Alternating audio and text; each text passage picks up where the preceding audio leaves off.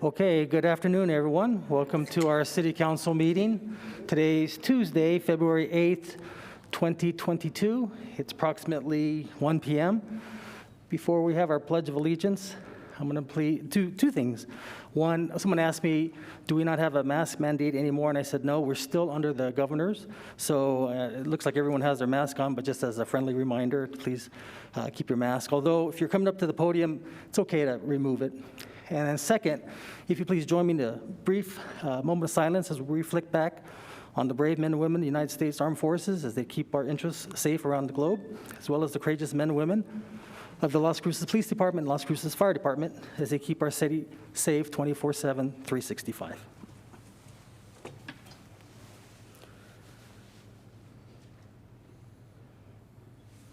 Councilor Graham, if you join me in the pledge, please. I pledge allegiance to the flag of the United States of America and to the republic for which it stands, one nation, under God, indivisible, with liberty and justice for all. Okay, thank you very much. So now we're going to have Jennifer Martinez from our communications office is going to introduce our pets of the week.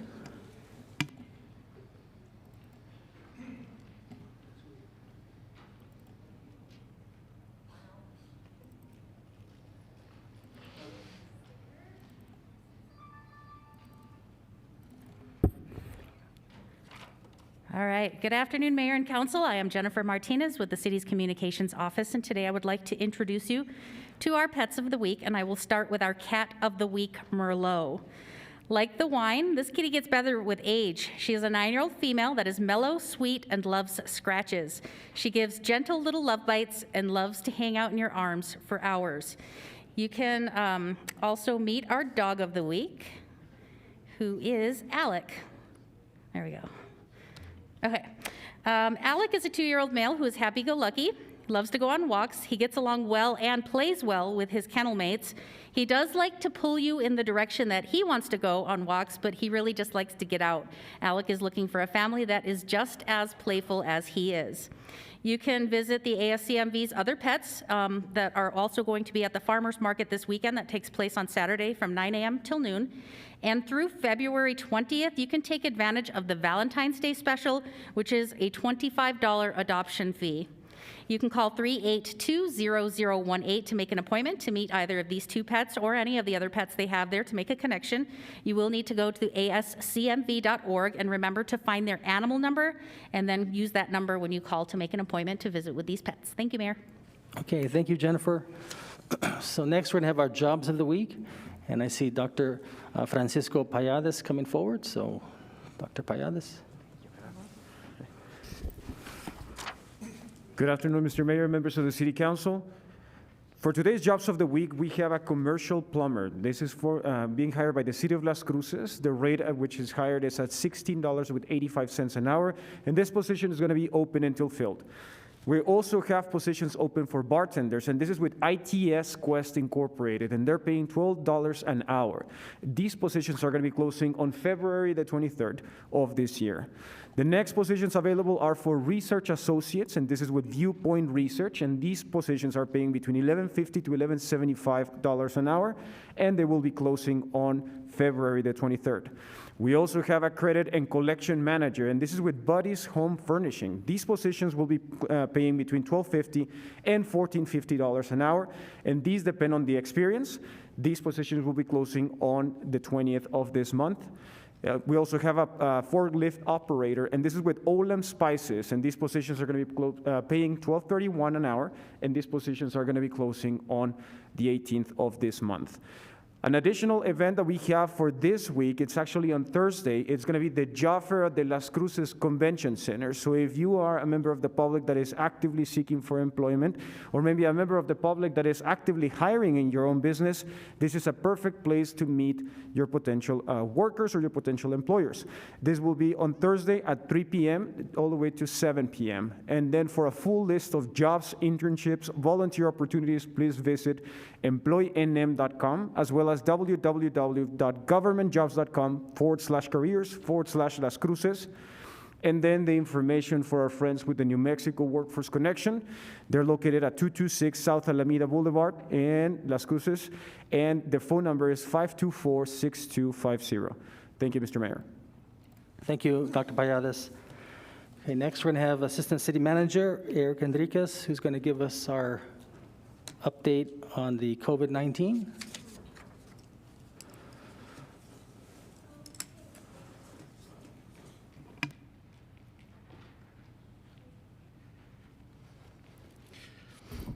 Good afternoon, Mayor and Council. Eric Enriquez, Assistant City Manager. Give a COVID update.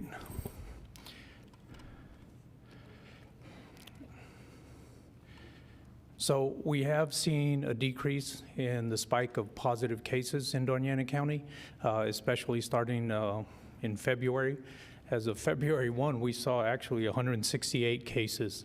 And then throughout that, the number reduced, did not go over 500 as we had seen in the weeks past. So that's some good news that we're seeing in our county. As far as the vaccination progress continues to go, adults fully vaccinated with a booster in our county, about 68,000, but that's about 41.4%. Fully vaccinated, that's receiving the 2-dose or the single dose of the J&J, 134,000, that's 81.3%. With at least 1 dose in our county, we're seeing 157,000, that's 95.2%. So we started out real good and we've done well. We still need to increase and get people to get their boosters. Youth ages 5 to 17, that's primarily the data that we have is about 42% of those that are fully vaccinated. Other good news that we've seen is a decrease in the hospital data. We've seen 39.3% down with new cases. That's a reflection on those case numbers going down as well. New hospital admissions, 26.8% of a decrease, almost 1% with those that are in COVID. They're there for a while, but we're seeing a reduction. And then the ICU beds also a small decrease as well. Some of the vaccination news that's going on, the FEMA bus is in the southern part of the county this week. PMG, who was contracted by Department of Homeland Security to do some vaccinations. Due to a low turnout, unfortunately, they've reduced or they pulled out from the Farm and Ranch Museum and also at the county government where they were at giving vaccinations on Monday, Tuesday, Wednesday, and Thursday are now doing at their office. It's located on Solano, and they'll be available for large events if we get those as well. Testing news, free at-home test kits are available. The City of Las Cruces has distribution sites at Mearshite, Transit, Franco Bryan Papin. Those are, while we're open during those hours, they're available. We received about we're going to receive about 41,000 of those test kits. So we're starting to distribute those as needed. Also at the senior centers, Munson, Sage Cafe, Benavides, and the East Side during lunch, those test kits are available. And testing sites at the Field of Dreams is now in operation. Walk-ins are available. They can do up to 1,000. What they've reported recently is that there is a low turnout for those tests as well. But it's another opportunity as we see long lines off of Telshore, Commerce, and at the Doña Ana Community College. These are available as well. Mandy Gus and our communications has sent out a flyer through social media and other avenues to get that Field of Dreams out there. Another note, the vaccine task force is still in operation. We meet monthly, NMSU, other providers, the Las Cruces Public Schools, the City of Las Cruces. And we just got to continue to push especially as we see a reduction, where PMG pulls out. We need to continue. To date, for Doña Ana County, since all this started, we've had 675 deaths in Doña Ana County. And it is proven that if we get vaccinated, that it reduces the hospitalization and even death. So we need to continue to work on that. That's all I have, Mayor. Thank you. Thank you, Eric. Appreciate that. Okay, so with that, we're going to go ahead and give out a few citation, one mayor citation, and then some proclamations. So if Laura Sollers want to join me down here.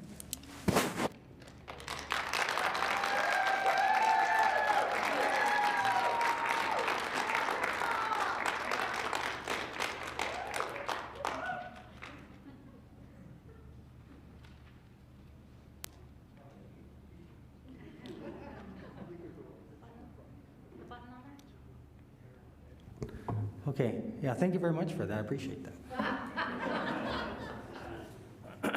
Pretty popular lady there.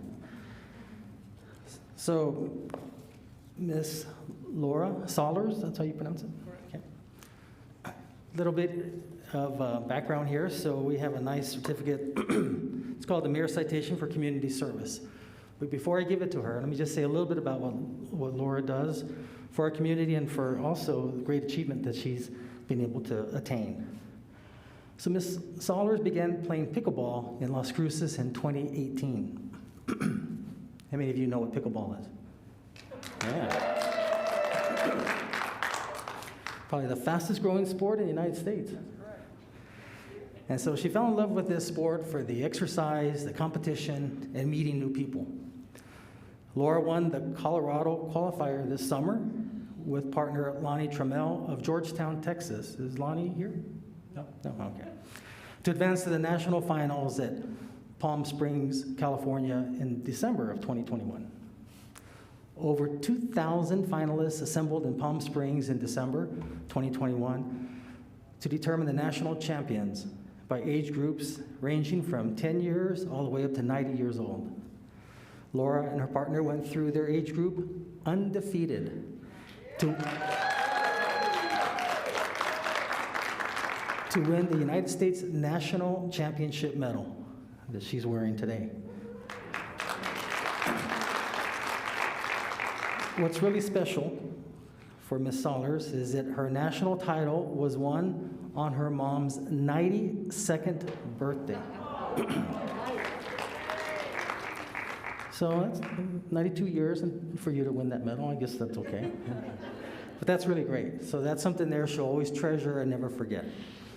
So an outstanding achievement, as there are over 3.3 million players in the U.S. today.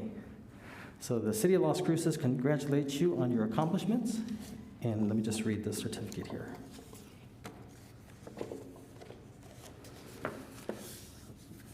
So it's a Mayor Citation for Community Service presented to Laura Sollers in recognition of your commitment and dedication in helping to make Las Cruces proud.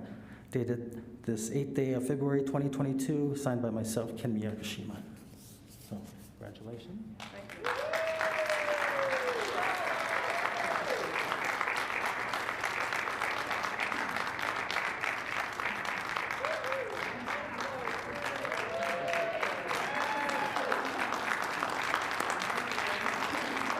And it looks like you're joined by another Laura, who's a great pickleball player. Laura, would you like to say a couple words?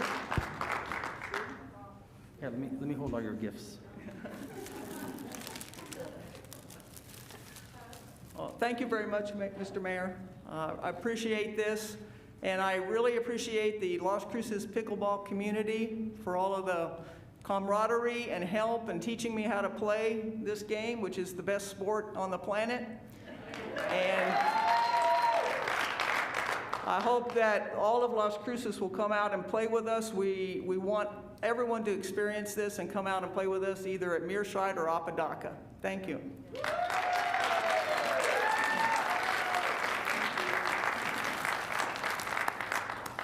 All right, well, thank you very much and congratulations. Now I'm going to turn the podium over to Councilor Graham, who has some proclamations, and it looks like the first one up is my good friend Len Hampton. Is Len here? I didn't think I saw him in the audience. Len, going once. Okay, how about if we skip to the national gun violence in case Len's. Okay. And so that will be our good friend here, Dr. Earl Neeson. So Dr. Neeson, did you want to join us up here?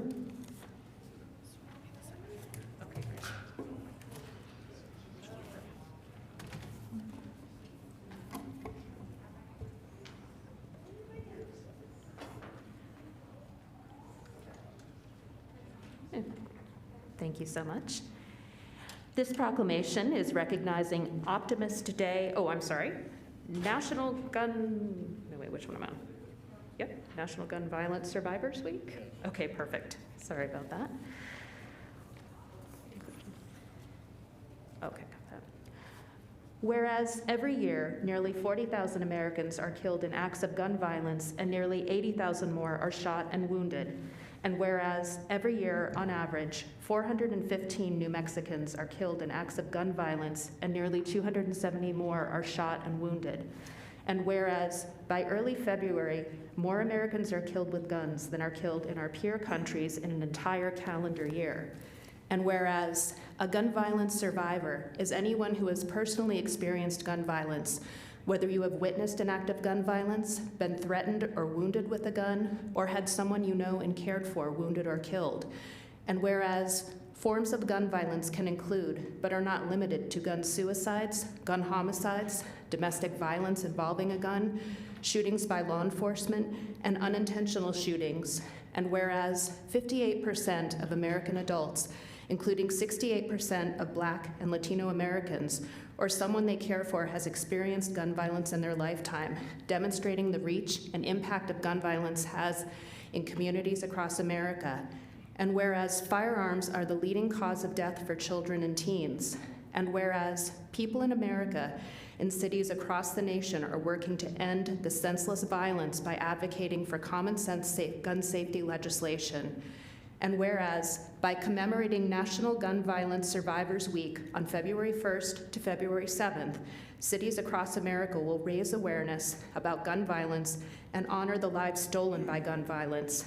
And whereas, we renew our commitment to reduce gun violence and pledge to do all we can to keep firearms out of the wrong hands and encourage responsible gun ownership to help keep our communities safe. Now, therefore, we, the Mayor and City Council of Las Cruces, New Mexico, do hereby proclaim the week of February 1st to February 7th, 2022 as National Gun Violence Survivors Week, and encourage all citizens to support their community's efforts to prevent the tragic effects of gun violence and to honor and value human lives. Thank you so much.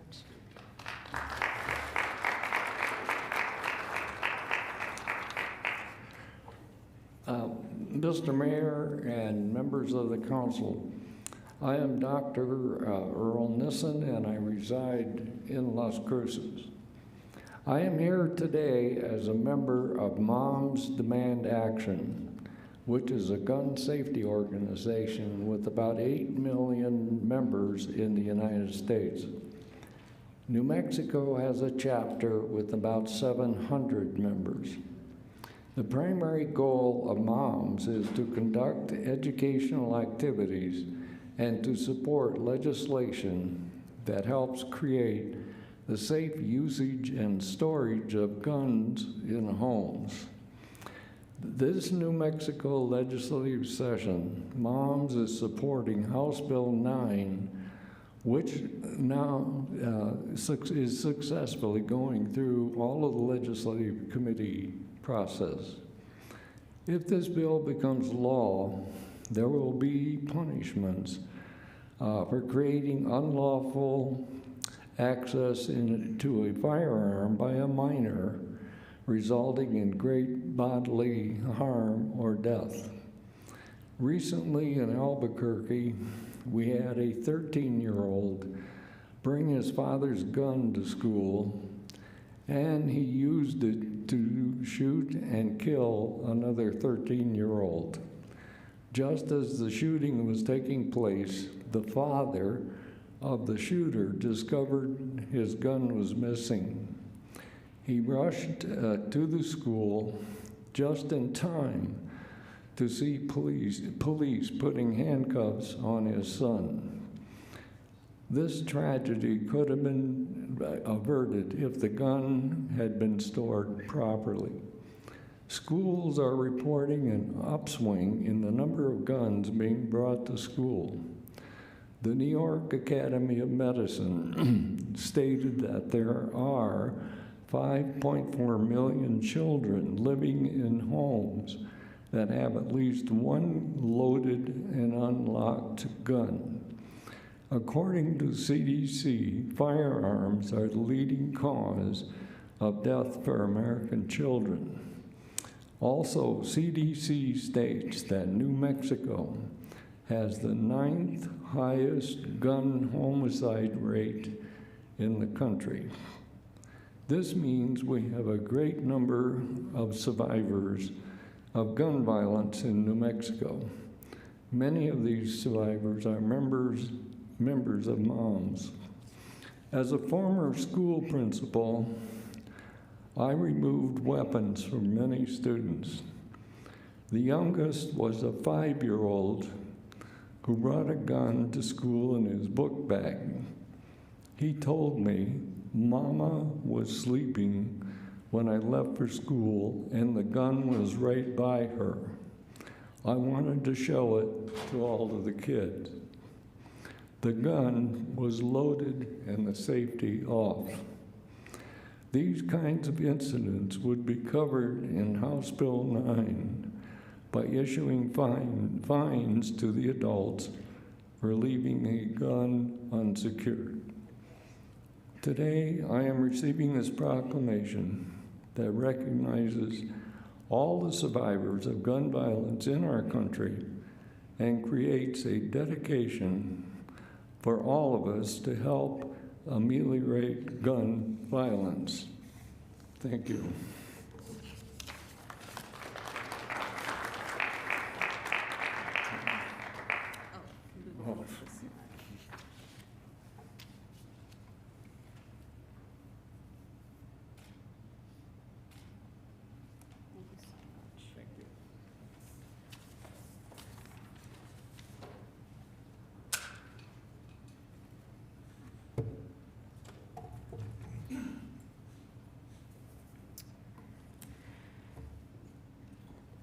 Next, we have a proclamation for Congenital Heart Defect Awareness Week.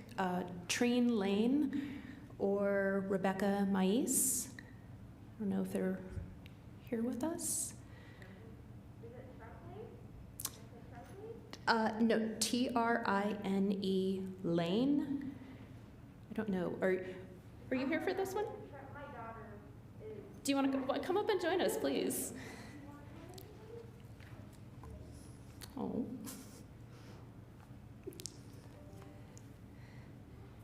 And I'd like to thank Mayor for reminding me that maybe we can have Councilor Abeda join us down here as well. Oh, it's so good to meet you.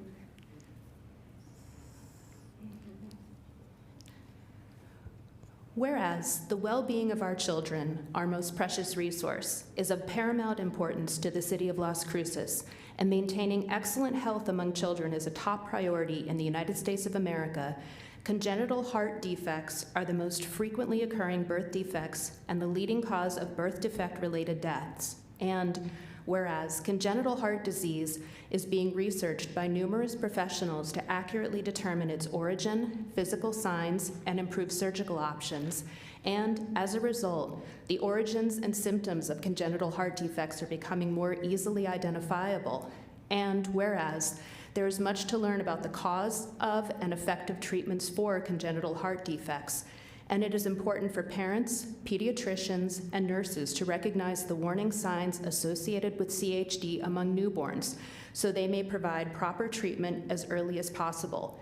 And whereas Las Cruces' families and community have been directly impacted by childhood illness and death caused by congenital heart defects, and whereas Congenital Heart Defect Awareness Week will also provide the opportunity to share experiences and information with the public and the media in order to raise public awareness about congenital heart defects. Now, therefore, we, the Mayor and City Council of Las Cruces, New Mexico, do hereby proclaim the week of February 7th through February 14th, 2022 as Congenital Heart Defect Awareness Week in the City of Las Cruces, and encourage residents to join in the campaign to increase awareness of this serious health matter to improve early diagnosis.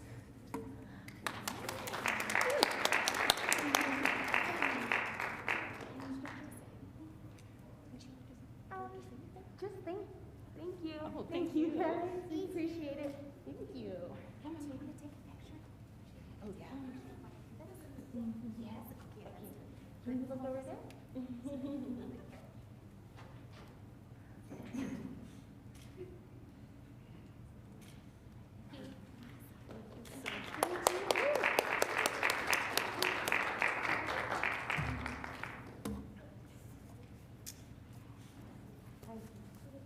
And do we have Kimberly York with us?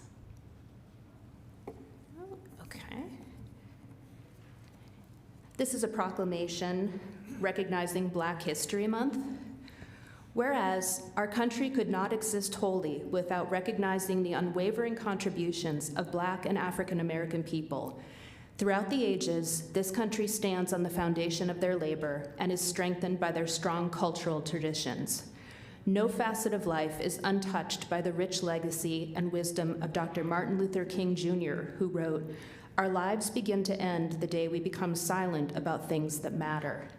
Despite living in a country with the most advanced technology, premium health care, and abundant wealth, Black and African Americans continue to endure the daunting plight to prove our lives matter. And whereas, despite ongoing global disparities in education, economics, healthcare, political, racial, and social arenas, Black and African Americans repeatedly demonstrate the epitome of resilience.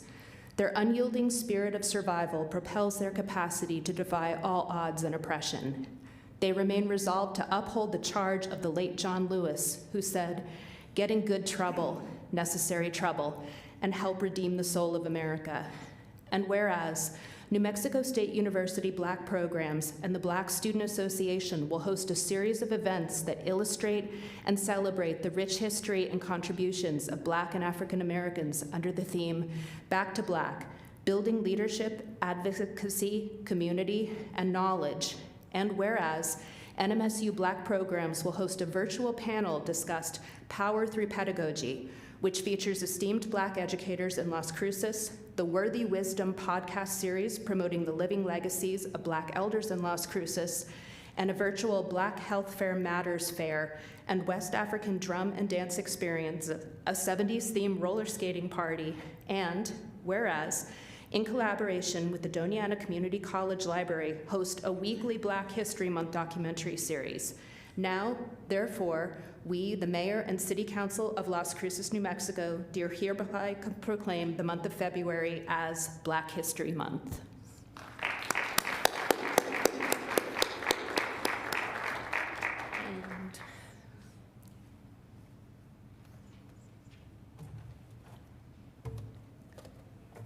And do we have Jessica Romero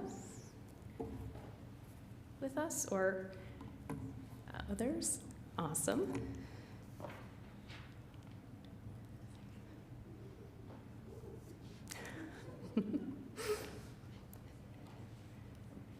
I don't think we can top the cuteness of that, of that proclamation.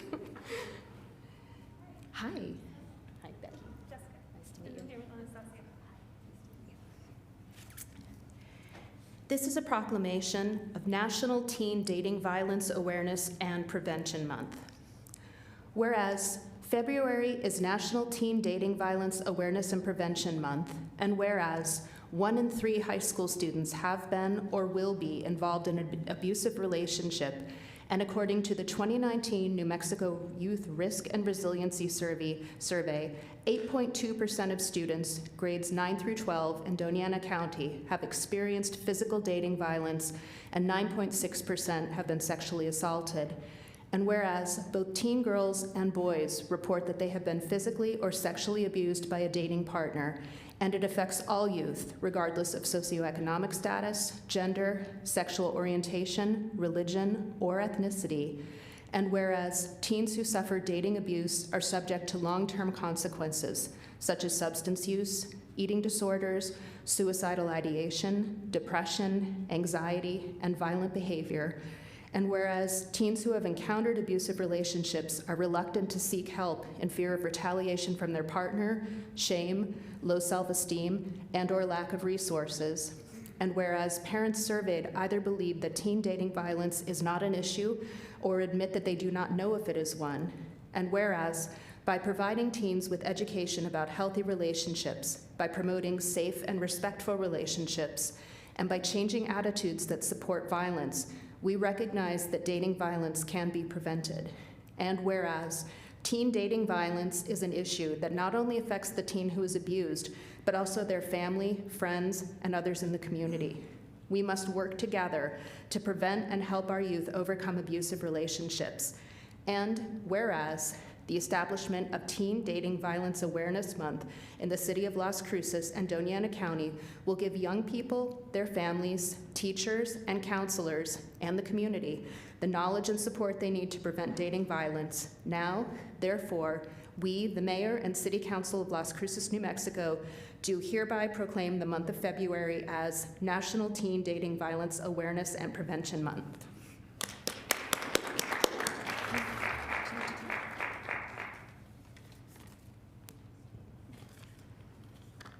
Thank you, Mayor. Thank you, Mayor Pro Tem and City Council. My name is Jessica Romero, and I'm the community organizer with LC3 Collaborative, which is the behavioral health sector of the Resilience Leaders of Doña Ana County. Families and Youth Innovations Plus is the backbone agency of LC3. And I'm here today with my colleague Anastasia, who also represents La Vida Project Youth Innovative Services at FYI Plus. The mission of Resilience Leaders, who is led by Mayor Pro Tem, is to reduce ACEs, or adverse childhood experiences, in Doña Ana County. There are 5 surviving and 5 thriving sectors, and we come together to work on issues such as transportation, food, housing, behavioral health, and etc. I want to thank Resilience Leaders and the City of Las Cruces for recognizing the importance of ending teen dating violence. As a former teacher, I have seen firsthand the positive effects of nurturing healthy relationships with my students, and I also know that it does take a village. Together, we can be a positive mentor and role model, especially for a young person who is struggling. It takes one person to change someone's life, but it takes a community to change the environment we want our children to grow up in, and that is a community free of teen dating violence, and we can each do our part. Thank you.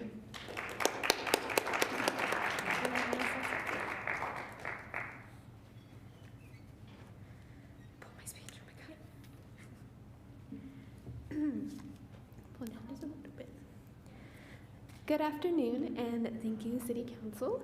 My name is Anastasia Zuniga. As Jessica Romero said, I am associated with La Vida Project, and I am a youth and young adult influencer. A big part of what I do is advocate for youth voice and choice in both the cisgender community, straight community, and the LGBTQ+ community, with my own lived experience as a drive to make a difference. Oh, I'm nervous. Thank you. I am at most decision-making tables, focusing on youth needs. As a young woman who was a teen with lived experience in both a violent relationship and a loving one, it is preventable, and it starts by educating our youth. Many of our youth are modeling these violent behaviors, but don't realize it's not normal. In the queer community, there are high rates of violence compared to the cisgender community, mostly because there is a disproportion of knowledge on the queer community, which we also need to change as well. They need support and guidance without judgment, and it starts with us as community leaders. Thank you.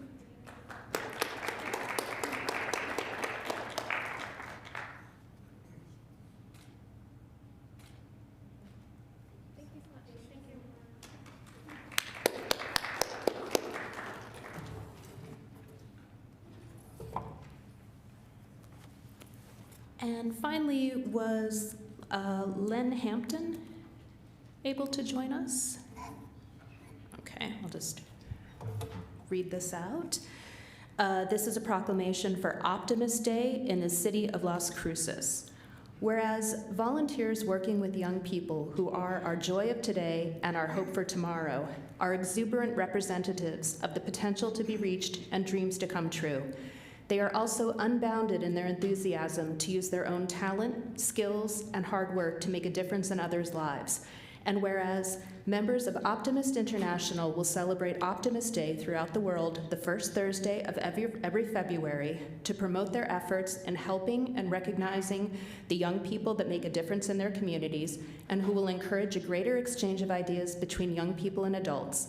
And whereas there are 2,400 Optimist clubs with more than 70,000 members in Optimist International, and Optimist members throughout the world will carry out more than 6,500 service projects that serve 6 million young people a year. Now, therefore, we, the Mayor and City Council of Las Cruces, New Mexico, do hereby proclaim the first Thursday of every February as Optimist Day in the city of Las Cruces. May this day instill pride in our city's optimists for all of their accomplishments and for the impact they have to truly make a difference in others' lives.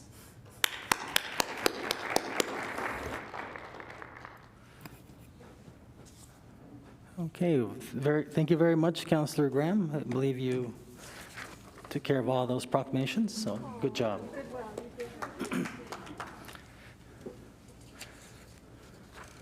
So Councilor Graham was just elected last November, so that's why they're clapping for her. This was her first time, and she did a fantastic job. Excuse me. Okay, so now I'm going to read the conflict of interest statement, see if any member of the City Council, City Manager, or any city staff has any known conflict of interest on any item on the agenda. None by Flores. None, Mayor. None Candara. None, Graham. Okay, next we're going to go to public participation. This is where members of the public can speak to council up to twice during the council meeting. The first time, 3 minutes, and then the remaining 4 minutes. And normally we ask that if you want to talk about an agenda item, that you wait until that particular item comes to be heard. But if you need to leave, you're welcome to say a few words, and then the council won't be able to respond back to you. I usually start on my left. I usually start on the first row. First row, anyone? Second row, staff. Anyone on the third row? Fourth row? Yes, sir. George. Just need you to state your name, please. Good afternoon, Mayor and Council. My name is George Pearson. I'm president of the Bicycle and Pedestrian Advocacy Organization, Velo Cruces. The bipartisan infrastructure bill includes funding for RAISE grants, previously known as the Tiger and Build grants. RAISE grants are intended for visionary projects that leverage transportation, housing, and economic development. This sounds exactly like the El Paseo and Solano corridor, where we've already spent $1 million from a planning grant. Applications are due in mid-April, and the city needs to make applying for this grant a priority. Another opportunity is the Local Government Transportation Project Fund. To my knowledge, the city has not applied for this fund in the past. These are state funds to be used on local road projects. The state has said they've got a lot of money right now, so now's the time to go to apply for those. Why not apply to either extend the Main Street reconstruction from Bouts to Valley, or reconstruct the city-owned portion of Valley from Avenue de Mesilla to Main? Both of these projects should be easy to estimate costs, as the design has been done for the portion of Main, and Valley was recently reconstructed. Other funds for vulnerable user safety should be investigated. The infrastructure bill mandates funding for safety in states with high bicycle and pedestrian fatality rates. New Mexico is at the top of that list, so there should be funding available for safety improvements, perhaps Lowman and Walnut, that has been discussed a lot, but no action has been taken yet. Thank you. Thank you, George. Okay, so that was the fourth row. Anyone on the fifth row? Sixth, seventh, eighth. Yes, Rick?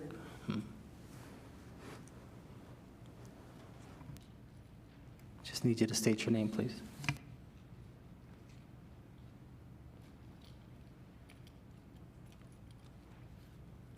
Hi, I'm Rick Ricknaud, a lifelong Las Cruces resident. I'm here to talk about Pickwick going out of business in November. He said that would happen when it got to $12 an hour, and it happened at $11.50. I was following the minimum wage the last 5 years. And every time there was a raise, well, when it went to $9.20 in 2017, the bilingual call center went out of business. 420 Hispanics lost their job. And at the end of that year, or the next cycle, it went to 10. Where was the review for those 420 people that lost their job? Anyway, the other thing, where's the time? You know, Mr. Andrade from Pickwick would come here along with 20 or 30 minimum wage, employers and say, you're not hurting me. They would come and they wouldn't say, we're not making enough money. They're saying, you're hurting the workers. I was there when it went from 10.10 to 10.25. You guys took the cost of living increase. It was heartbreaking. You just sat there. So anyway, I have some solutions. I first have to give my, I know someone that knows Mr. Andrade, and he would come here and he would explain, my family is going to be the middle management. We're going to keep Pickwick and Las Cruces, hundreds of employees, and he cares about this city. I drove by Pickwick the other day, and above the car wash was the 3 crosses in fluorescent. He cared about this city. The grill, the ice cream, oil change stuff, each little Pickwick, those employed about 10 to 15 people sometimes. And now Circle K took over, an out-of-town corporation. I've talked to Pickwick workers. They're banding together. They're scared. What are we going to do? When minimum wage goes to $12 an hour next January, that's $25,000 a year. You're giving an 8th grade dropout. Think about that. What is their incentive to stay in school? The least that we can do now, I would suggest, is drop the Las Cruces minimum wage ordinance completely. The $4 an hour for waitresses. That $2 an hour, $4 an hour doesn't sound much, but it's a $2 an hour surcharge. I work across the street from Doña Child Cafe. They can't make it. I've watched it for 4 years, try to make it, and they can't. Neither can India Hut on Solano.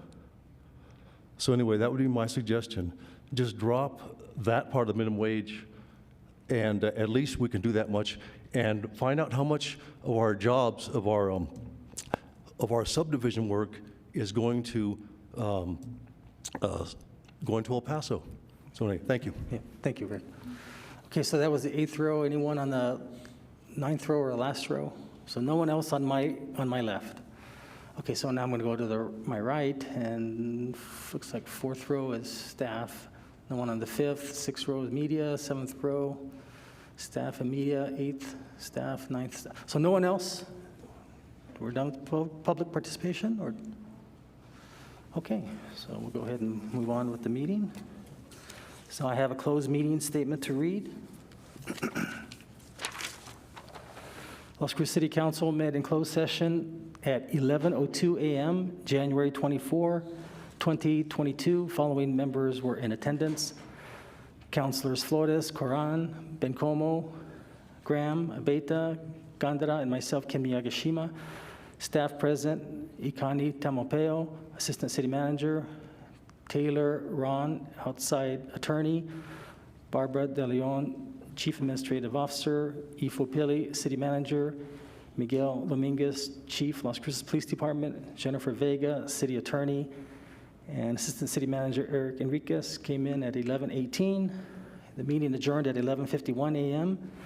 For the record, Las Cruces City Council met in closed session and only discussed those items as stated in the posted notice, which was to discuss pending litigation regarding Francisco Estrada versus the City of Las Cruces, ETAL D-CV-2021-01309, which is closed pursuant to NMSA 1978, Section 10-15-1H, number 7. Okay, and with that, we need a motion to approve the agenda. So moved. Graham? Second, Gandara. Motion made by Councilor Graham, second by Mayor Pro Tem Gandara, that we approve the agenda as presented. Christine? This is on the motion to approve the agenda as presented. Councilor Beta-Stuvey? Yes. Councilor Graham? Yes. Councilor Bencomo? Yes. Councilor Coran? Yes. Councilor Flores? Yes. Councilor Gandara? Yes. Mayor? Yes. Okay, so we have some old business, and that's item 8.1, Resolution 22-077. Looks like we need a motion and a second to bring back to the table. So moved. Second by Flores. Motion made by Mayor Pro Tem, second by Councilor Flores. Christine? This is on the motion to remove Resolution 22-077 from the table for discussion. Councilor Beda-Stuvi? Yes. Councilor Graham? Yes. Councilor Bencomo? Yes. Councilor Coran? Yes. Councilor Flores? Yes. Councilor Gandara? Yes. Mayor? Yes. And we have our City Attorney, Jennifer Vega, who's going to make the presentation. Good afternoon, Mayor and Council. I'm Jennifer Vega, your City Attorney. What we have before you are your rules of procedure that we discussed at a work session a few weeks ago. At that time, you had requested that a few amendments and changes be made, so I'll just point out the changes, and if you would like to go to the PowerPoint, we can again, or I can just point out where the changes were made. The first change is on page 6 of your packet. It should be redlined. That was to make a new section F, that no language was changed. It was only a new section F to be made. Any person making personal, disrespectful, degrading, or slanderous remarks. That's how the sentence begins. The next change was further down on the same page under section 3.3. In the first paragraph, you'll see the red line changed. There's a reference to the Accountability in Government Ordinance as requested.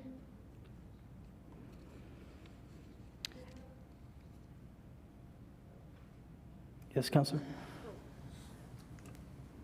Thank you, Mr. Mayor. Attorney Vega Brown, I don't see that, the red line in that section you just read. Conflict of interest? Is that? Mayor and Council, it's not the conflict of interest. It's the first change was under debate and decorum. Oh, the first one is above it, and then this is the second one. So the one you're talking about is 3.3 Code of Ethics?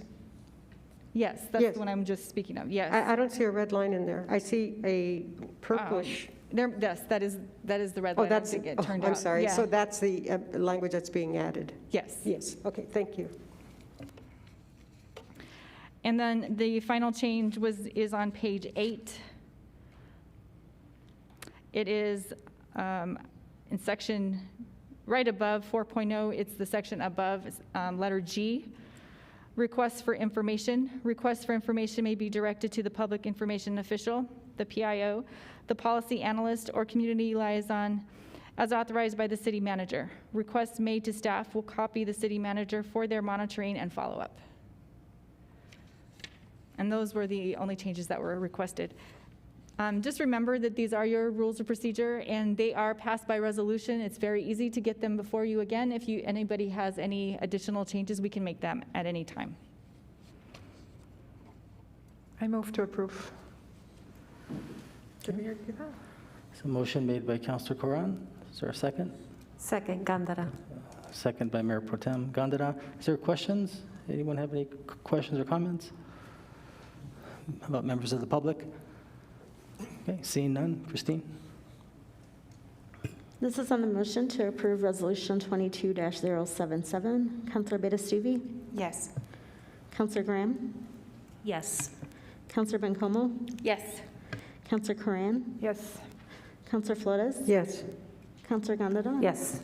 Mayor? Yes. Thank you. Thanks, Jennifer. Okay, next item is 8.2, Resolution 22-101. Need a motion and a second to remove off the table. So moved, Gandara. Second. Second by Flores. Motion made by Mayor Pro Tem, second by Councilor Flores to remove off the table. Christine? This is on the motion to remove Resolution 22-101 from the table for discussion. Councilor Beda-Stuvi? Yes. Councilor Graham? Yes. Councilor Bencomo? Yes. Councilor Coran? Yes. Councilor Flores? Yes. Councilor Gandara? Yes. Mayor? Yes. Okay, so we have Deputy City Attorney Robert Cabello, who's going to begin with this presentation. Mayor, Council. Actually, I want to start out with a premise a few things before we start. First off, as we know, we are here for revocation of a business license under LCMC Section 1697. The community director has decided to revoke the license based off of the alleged violations of law, state law selling unlicensed sales of cannabis. Now, before we go into this, I was actually going to have two witnesses. I'm going to have Larry Nichols, first off, give the presentation because I think that actually just summarizes what his testimony would be. And then I would have agent or former agent Ryan Olgain, give testimony as far as the investigation regarding the unlicensed sale of cannabis. And then, of course, Mr. Madrid is here to speak on behalf of Jason Estrada. Before that, I would also like to have the witnesses sworn in. And That would be fine, Robert. I just want to clarify one thing. You said sale. It also includes intentionally distributing, bartering, or giving away as well. Is that correct? Yes, Okay. under NMSA Section 26(2)(c)(28). That includes, That's in addition to sale. Those other three other things. those terms are included in that. Okay.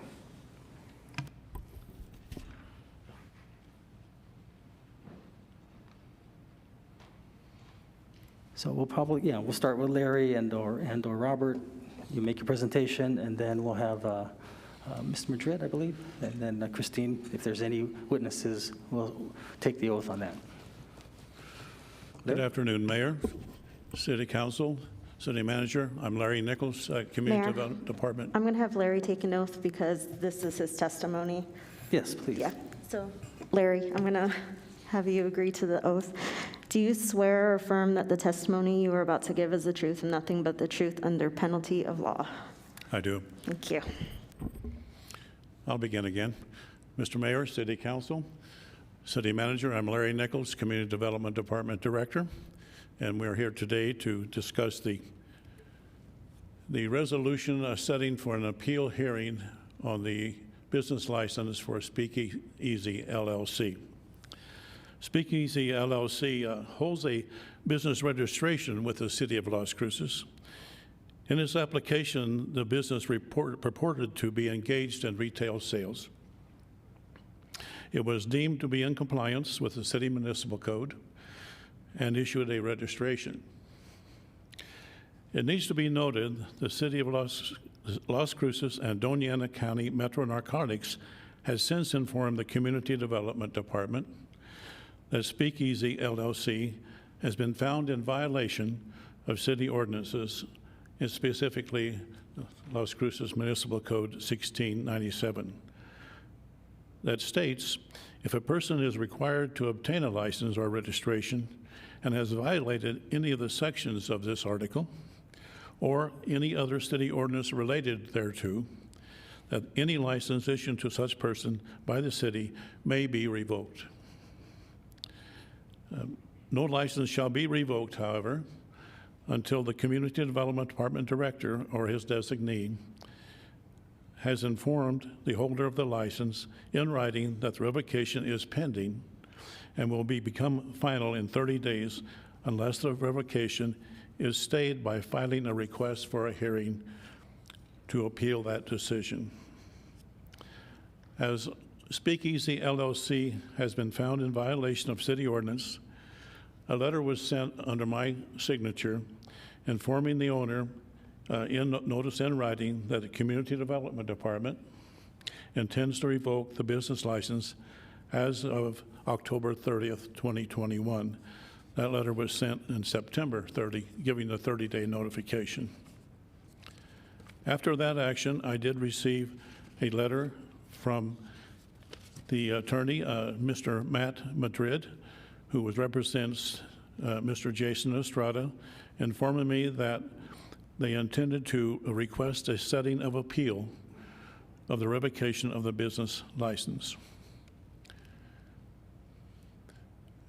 So we have again the Speakeasy LLC business registration when it was issued back in 21, and that the Las Cruces Doña Ana Narcotics informed the development Community Development Department of the violation of city ordinance. And here you have information on those specific ordinances that were in question. It needs to be noted also that Speakeasy LLC has continued operations pending the outcome of the appeal hearing today. These are the options that are before the City Council and the Mayor. Vote yes. This will approve the resolution and reverse the decision to revoke the business registration license. A vote no. This will deny the resolution and will inform the decision to revoke the business license, registration license. A vote to amend is not an option in this particular case. A vote to table, this will allow City Council to table or postpone the resolution and direct staff to accordingly on how to proceed. That concludes my presentation, and I'll yield the floor to Mr. Madrid.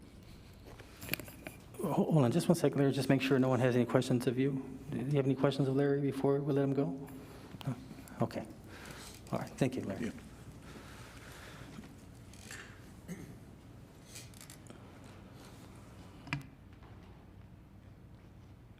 Mr. Mayor, council members, this is my first time appearing in front of the City Council, so I appreciate your warm welcome.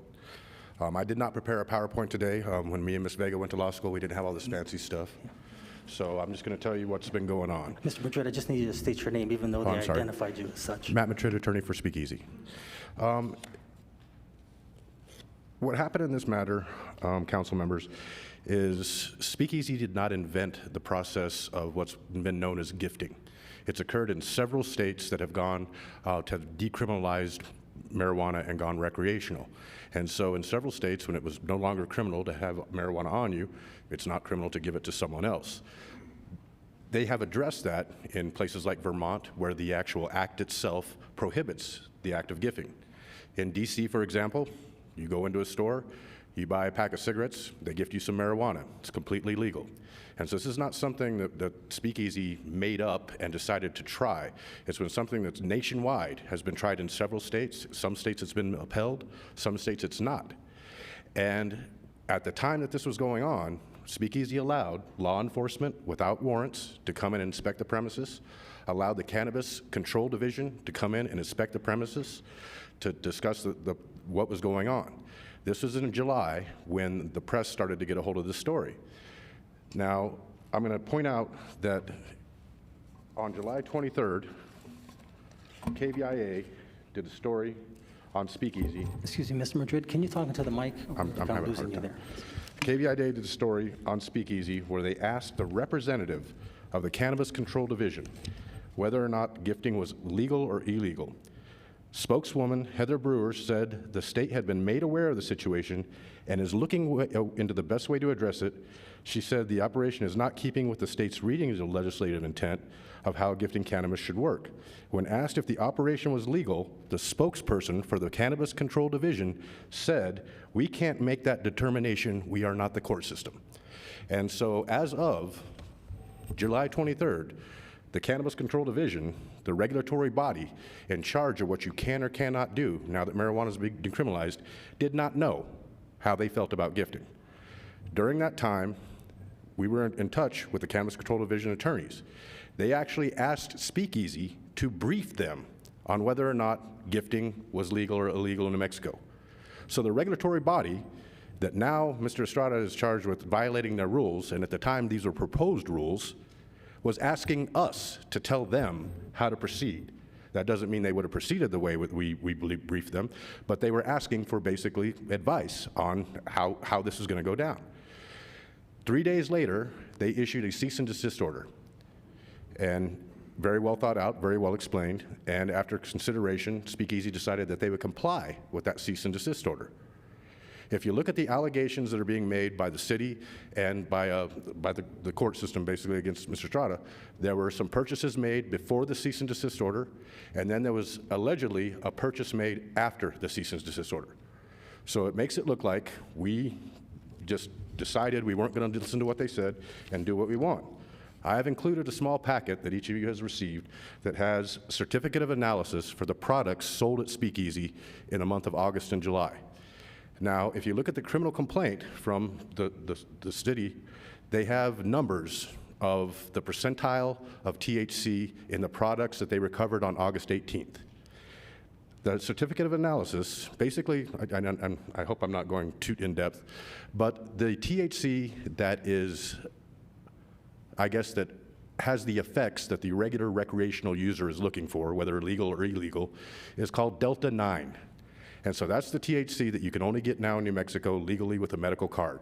In 2 months, anybody who is of age can walk into a dispensary and buy Delta 9. The certificate of analysis I provided you, the first one, is what's called flower, which is the marijuana that was taken on August 18th from Speakeasy and purchased. I've highlighted the line that shows how much content of Delta 9 was in that marijuana. None.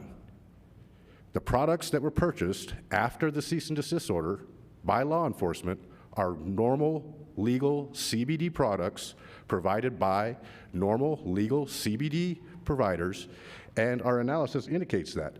The numbers used in the criminal complaint are also, they have 3 things. They have a pre-rolled cigarette, some wax, and some marijuana. The pre-rolled cigarettes are produced on site with the marijuana. But according to the city, the marijuana, the pre-rolled cigarettes are 15% THC, and the marijuana itself is 0.4. They're exactly the same thing. Mayor, Council, point of order. If Mr. Madrid is going to be testifying, I would suggest that he do this under oath. That's fine. Okay.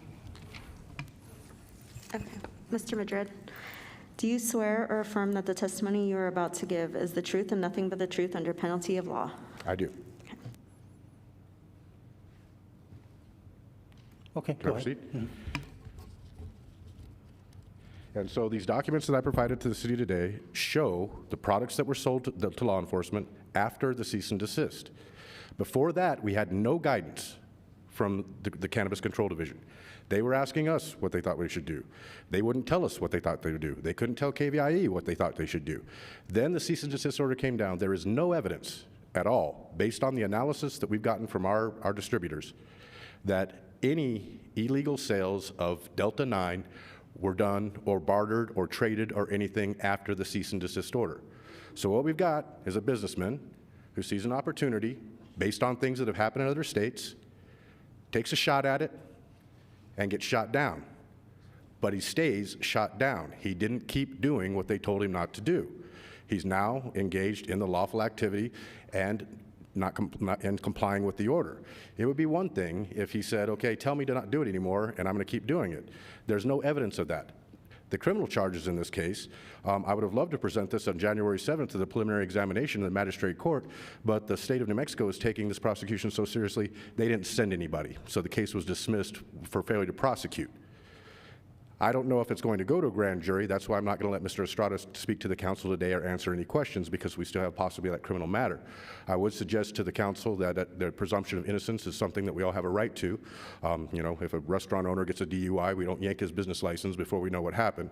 And so I would ask the council to vote yes on this resolution. There is no evidence that since we got the cease and desist order from the Criminal Cannabis Division that we've done anything that doesn't comply with their regulations. I would also ask the council to consider this.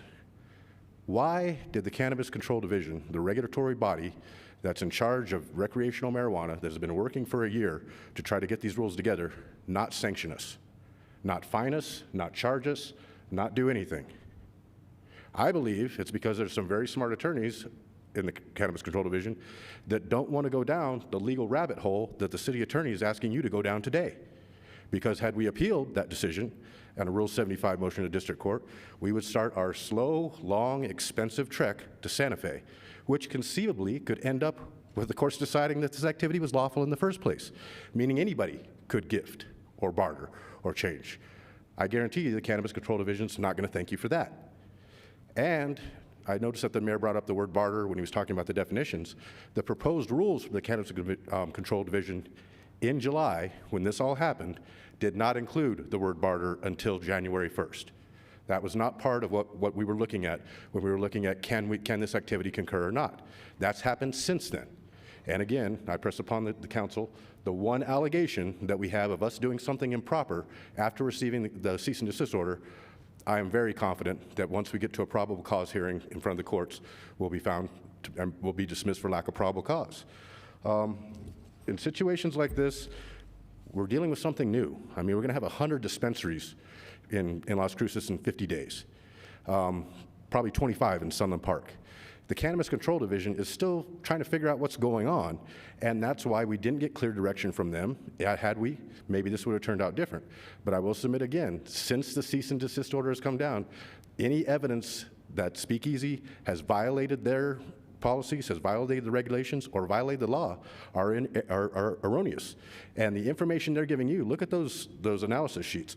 In the criminal complaint, there's a single percentage of THC put down for all 3 items purchased on August 18th.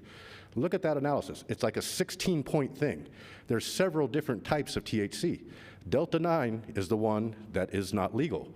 The products taken by the officers that day on the 18th contained legal CBD from legal CBD manufacturers. Since the Cannabis Control Division gave us direction, which we didn't have in July, we've done nothing but comply with the law and nothing but comply with the rules of the Cannabis Control Division. I would ask the council to vote yes, let the courts do their job, let me do my job, but more importantly, let the people that work for Speakeasy do their job and not take away their livelihood. Thank you. Thank you, Mr. Richard. Let me just ask you a few questions, if I may, before you go. I know that council has had a chance. This came before council a few weeks ago, and unfortunately, I was out of town. But so you made a comment about the amount that what was given. So you do admit it was given away? Initially, before we got the cease and desist. So that exact amount that was given, are you saying that these analysis that you gave us, is it of that exact product that happened that day, that very one that the Metro Narcotic Agent got from your client? Is this the analysis of that particular exact one? Yes, this batch was purchased in July. These were the products that were sold by the business on August 18th.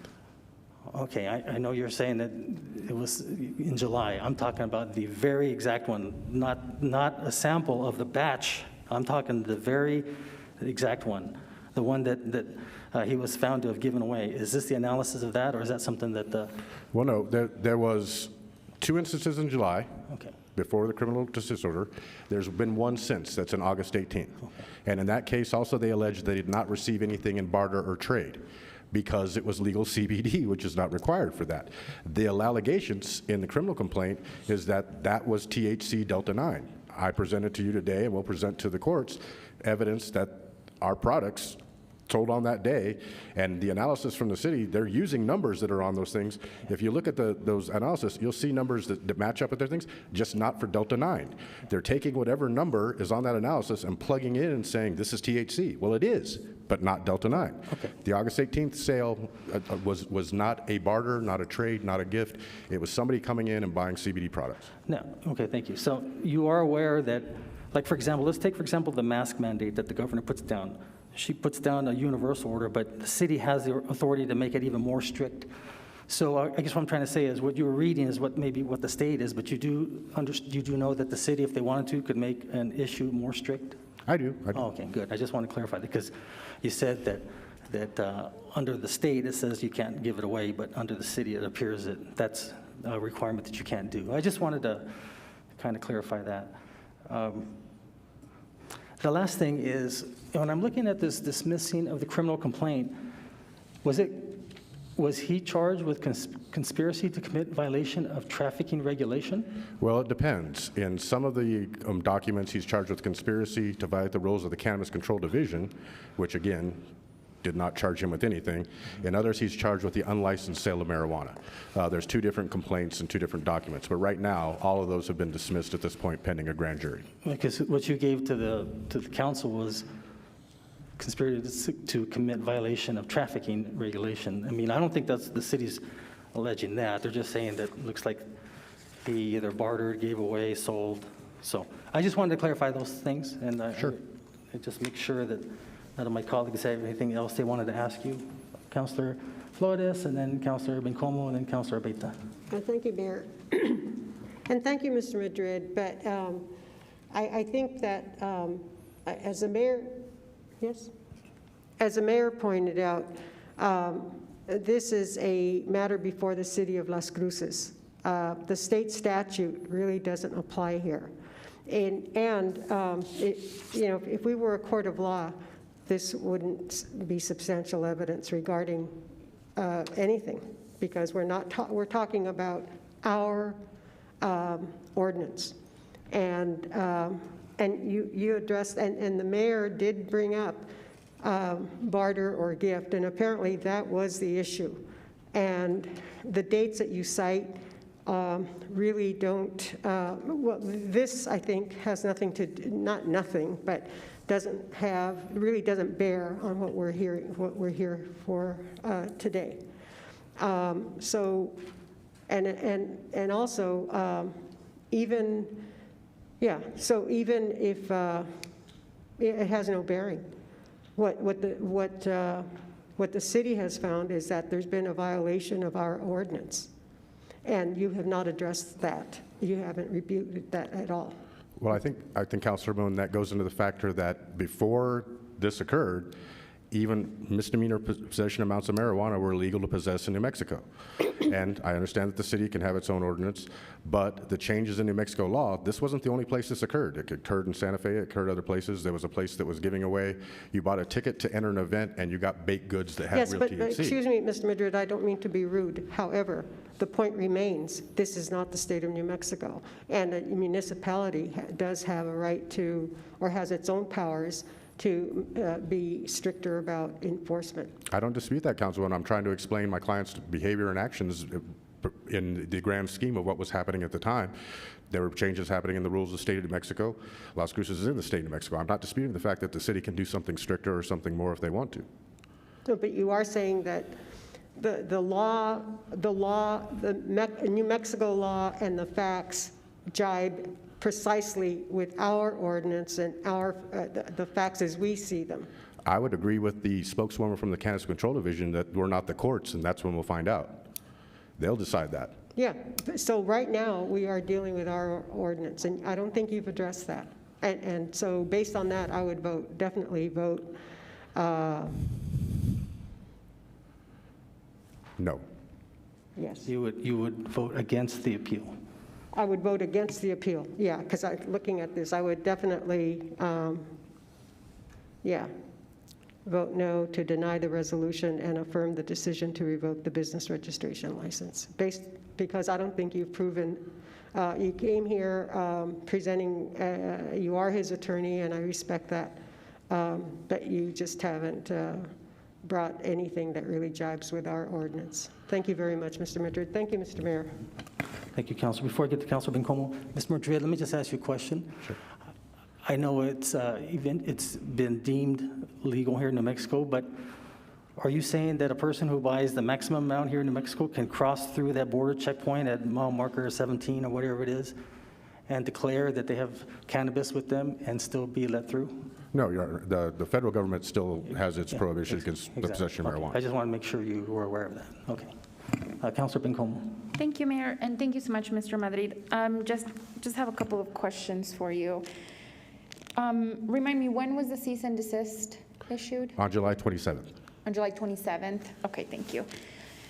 Were you gifting or bartering CBD products before the cease and desist? There have been allegations that was occurring, which is why I think the cease and desist order came about. So the cease and desist, I think, came about because it was actual cannabis that was being bartered, correct? That's what the allegation is, yes. Okay, so what about CBD? Was that being gifted or bartered before? I don't believe there's any prohibition against the bartering or sale of CBD. No, I'm just curious, right, because I'll let you know why I'm curious. So then you said there was, because you said there was CBD products that had been ordered in July in order to then, after the cease and desist, use those for the gifting and bartering. No. The one allegation that there was a purchase of Delta 9 products was on August the 18th, the one subsequent to the cease and desist. It is our contention that those were regular legal CBD products as shown by their certificate of analysis, and as the Councilwoman Flores flowed out, in a court of law, that document would not be admissible, but when we get to court, I will have the analysis person testify about exactly what those mean. This analysis, Speakeasy paid for this analysis, or? The manufacturers provide those to their customers so that their customers know they're not violating the law when they sell those products in their state. It actually comes with a stamped document that says this is legal to sell in New Mexico, so don't worry about getting in trouble. So when you purchase the product from the manufacturer, they give you the analysis and guarantee that says this is what's in it. Okay. I'm definitely curious to hear from the next witness, but I am curious to see if there was an analysis or done. I imagine that officers in narcotics understand the difference between cannabis and CBD. Well, so I'm looking forward to that witness. But, oh, shoot, I had one more question for you. You know what, maybe it'll come back to me, but thank you. Those are all my questions for now. Well, I might be able to clarify a little bit, Councilwoman. In the criminal complaint for the August 18th, 2021, the three items that were taken by undercover agents from Speakeasy, the results of the analysis were as follows. Number one, pre-rolled cigarettes containing 15.2% THC. That's a product that's on page 1 of the documents I sent you. Number two, the wax containing 85.85% THC. And number three, the marijuana flower containing 0.462 THC. Number one and number two are the exact same thing. And those numbers can be found on our sheets of analysis, just not under Delta 9 THC. Under CBD numbers and everything else, they basically are picking the number that they want and putting it into the analysis in the criminal complaint when it's not Delta 9. These CBD products that I've given you analysis for can be bought at any Valero in Las Cruces, any smoke shop, any novelty shop. And that's the allegation, and that's what I'm trying to get across to the city, is once we got the cease and desist, once we got some guidance from somebody, we've been behaving ourselves. And the allegation that this was us selling or giving away or bartering, there's no need to barter legal CBD products. That's why they didn't get a sticker or a t-shirt on August 18th. You can go in and buy them. We could all get in my truck right now, roll over there and buy them all we want. There's no prohibition against anything that's not Delta 9. And I provided the analysis that says the products provided on those days to undercover agents were not Delta 9. Okay, I remember my next question. The cannabis that was being gifted before the cease and desist, had that gone through the cannabis control processes that the state has set up through that policy? No, ma'am. Even at that time, the final act and regulation did not come until January 1st, and that's when they changed it to bartering.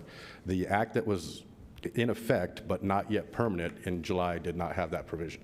And there was no actual, I guess there was not a conduit or a way to have your marijuana tested through the division is basically the regulatory body.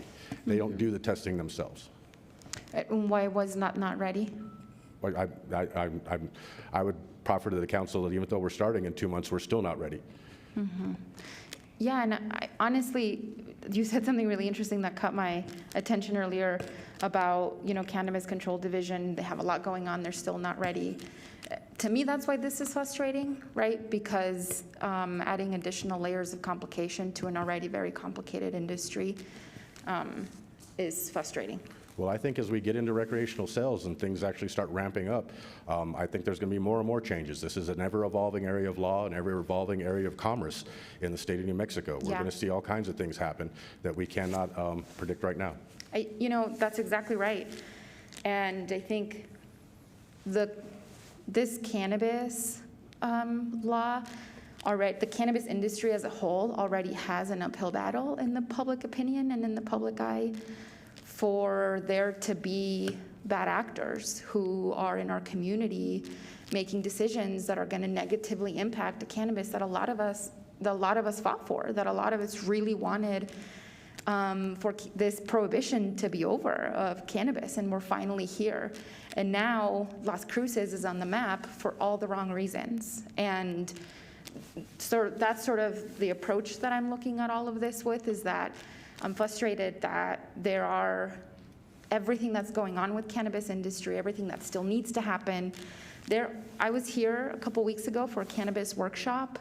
There was 2 days of cannabis workshop. This room was packed full of people who want to be entrepreneurs, who want to do things by the law, who want to do things right because they understand the impact of this industry. They want this industry to do well. And all of those people were here educating themselves on all of the processes, not only at the state level, but at the city level. And I think that's a really important consideration to make, because there's a lot of folks in this city who want to do this the right way, who want to do this by the book, because we know how fragile it could be. And to me, that's why I'm a bit frustrated with this situation. Thank you. Thank you, Councilor. Councilor Beta? Thank you, Mayor, and thank you, Attorney Madrid. I do have a question regarding the sampling as well.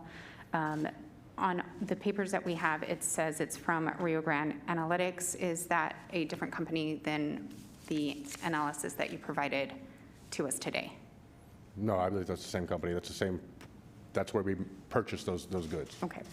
And before, and this is for my edification, since I don't know this industry or these products well, it says that the sample of marijuana flower, that's how it's described to us, was sold. Is that something that was in this store before, and is that common to be either sold or gifted as a product? The analysis I provided today are for the products that were sold on August the 18th. And a marijuana flower is a legal item to be sold? With that level of THC, there's no Delta 9 in that product, or such a minimal amount that it is legal to sell. What is the minimum amounts? I believe 0.4. Thank you. You know, I also think that as we look in this industry, we need to have the clear standards of enforcement, not only for public safety, but to ensure that the industry as a whole has a chance for success. It is very concerning to see these items come up. Thank you, Mayor. It might clarify things a little bit, Councilwoman. Regular marijuana that contains Delta 9 THC, which has the effects that most recreational users are looking to experience, comes in at 20 to 30% THC. As you can see, the products that we provided the analysis for come in at 0.4, point number, nowhere near what Delta 9 THC is. And that's what you would buy from somebody at the parking lot of the bowling alley, or when the bowling alley was open. Okay, thank you, Mr. Madrid. I have a question of Larry, if I may. Larry Nichols. Is there any more questions for me? Or? Not yet, sir, if you want to have a seat. So Larry, just a reminder, you're still under oath. So my question, Larry, is the reason why your department granted this license, keep in mind, I know subsequently it's now since been passed that cannabis to a certain amount is legal, but is it fair to say that your department granted this business license because he wasn't selling or giving away cannabis? They were just doing something else that you believed that they were doing. It wasn't until after it was determined that they may have been giving away a substance that was not legal at the time. Is that your thought process on that? I guess my question is, if they'd come straight up and said, hey, yeah, we're going to be giving away cannabis, would you have granted the license at that time? Mr. Mayor, Larry Nichols, Department Director. When the application was received for the business registration, it was purported to be for retail sales. I believe it was a clothing T-shirt business. There was no mention of any other activity that was going to be undertaken. Then the second part of your question to me was if they had stated that we were going to engage in sale of cannabis product. I don't believe the city cannabis ordinance had been adopted by that time, nor had the control board, the regulation and licensing department, issued their guidelines for licensing for the cannabis distribution, retail, or other activities related to cannabis industry. So can you give us your answer if they had said, because you haven't said yes or no, if they had said, hey, I'm going to be giving away cannabis, would you have granted them that business registration license? No, sir, we would not. Okay, thanks. I've got a question of, oh, I'm sorry, Councilor Coran. I just had a quick question for you, Mr. Nichols. Thank you for your inputs. I am curious, how, in the city of Las Cruces, how often are you called to revoke a business license, and what do you typically revoke business licenses for? Mayor and Councilor Coran, a revocation of a business license, as is stated in our municipal code, is if there was a violation of any of the ordinance municipal code. It could be something like incorrect information on the application. It can be if they had a past history of some other item that would prevent us from issuing the license, then that would be a reason for revoking after we had issued. But primarily those answers are addressed on the application, and that's why we can proceed. After the registration license is issued, they conduct another activity, such as what we're discussing today, then that's when a revocation would come forward. I guess I'm sort of asking more specifically, like in the last year, how many business revocations would you estimate that your department had to issue? Mayor and Councilor Coran, we have not had any other revocations in the past 3 years that I've been in office. Actually 4 now. Thank you. Thank you, Councilor. So my question, I guess, to Robert. Robert was, I presume the gentleman next to you appears to be Sergeant. I don't know if he's still with Metro or is he an agent. Is he going to be able to answer questions? Mayor, Council, I was going to, we got kind of a... Can you talk into the mic, Robert, please? Mayor, Council, yes, I have Agent Olguin, the case agent for the criminal investigation regarding Speakeasy. I would like to develop his testimony myself, and then you can ask him questions. I would also like to have a chance, an opportunity to provide argument, because I think Mr. Madrid has been able to testify and provide argument. And so, if you're ready. Okay, sure.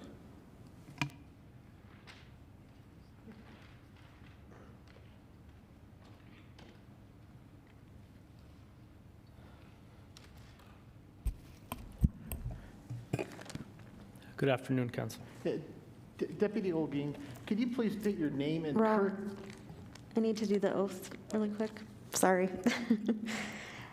Do you swear or affirm that the testimony you're about to give is the truth and nothing but the truth under penalty of law? I do. Thank you. Thank you. Deputy I just need you to state your name, please. Yes, Ryan Olguin, former agent with the Las Cruces Doña Ana County Metro Narcotics Agency, assigned to the FBI task force, now sergeant with the Doña Ana County Sheriffs. And could you please tell the council why the change in title? I just saw an opportunity to promote, decided to throw my name into the hat, tested and did well, and was able to promote to sergeant level. So that's why I'm no longer with the assigned to the narcotics agency. Can you tell me, what did you, when you were working for Metro, what did you do? I investigated narcotics-related incidents throughout the county and the city, also at the federal level, due to being assigned to FBI task force. Okay, in that, how long were you working for Metro? It was approximately 1 year. And how many investigations had you conducted regarding illegal drugs, narcotics? No, don't have a set number, but it was a large amount. And did you receive any training to do those investigations for Metro? Yes. I received several trainings regarding controlled substances, interview and interrogations about controlled substances, undercover work, stuff of that nature. Now, why did you become involved with Speakeasy investigation? The reason why I became involved with this, the business, is it was reported by a concerned citizen of the city of Las Cruces to the drug tip line that the narcotics agency has access to. My sergeant at the time had given me that tip for me to look into. So once I started looking into it, and that's how I became involved with the investigation into the speakeasy. So after you were investigating the speakeasy, what did you learn was happening at speakeasy? In the beginning, I had learned that Mr. Estrada was managing the business and advertising it on Facebook as a retail shop. Mr. Estrada was seen on Facebook videos advertising the business in front of the business, and his catchphrase was, "Come ask us what we're smoking on." Now, the report indicated that somebody can go in, purchase a T-shirt from the business, and leave with a sample of marijuana. Okay. So how did you conduct your investigation after learning those facts? After learning the facts and identifying Mr. Estrada, I had sent 2 undercover agents in at the time of between June 30th and July 23rd, 2021, in order to see if the allegations against the business were in fact true. Okay. So what did your investigation, what occurred with your undercover officers? 2 of my undercover officers went in and did purchase, or was able to purchase, a few items that were commonly known as the marijuana flowers and some THC wax. Okay.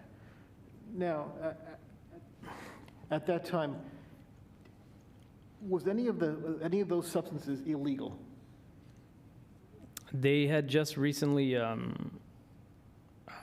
legalized the recreational marijuana, but the business sale of THC products and cannabis was still in fact illegal. Okay. So was the transaction by the speakeasy illegal? Yes. Okay. And who was actually doing those transactions at the speakeasy? Mr. Estrada actually greeted and conducted those transactions himself. Now, any of those sales or transactions between June 30th and July 23rd, did any of those transactions constitute a crime? Yes. What crime would have constituted? The unlicensed sale of cannabis. Okay. And that's NMSA 26-2C28? That is correct. Now, my understanding, according to your criminal complaint, there was a letter from the state of New Mexico to the speakeasy, correct, on July 27th?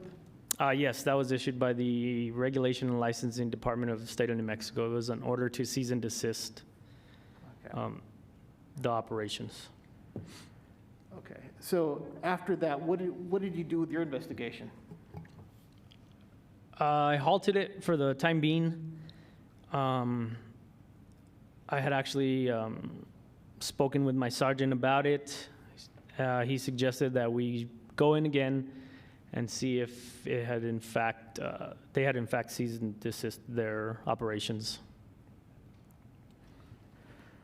Now, so what did you continue your investigation and follow up? I did. Okay, well, what was that following up process? Between the dates of August 12th and August 18th, I had sent another 2 undercover narcotics agents into the business for the purchase, of course, of purchasing marijuana products.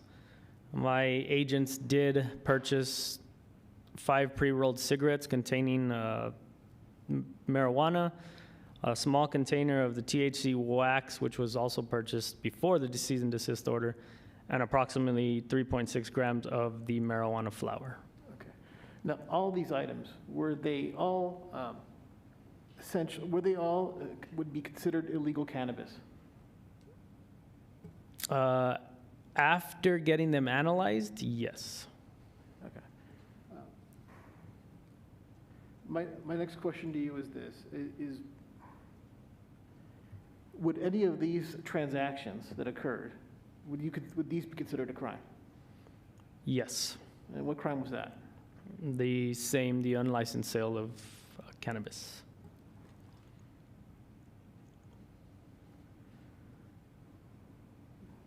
Now, as part of your investigation of the Speakeasy, was Speakeasy at all permitted to do any transactions or sales of cannabis?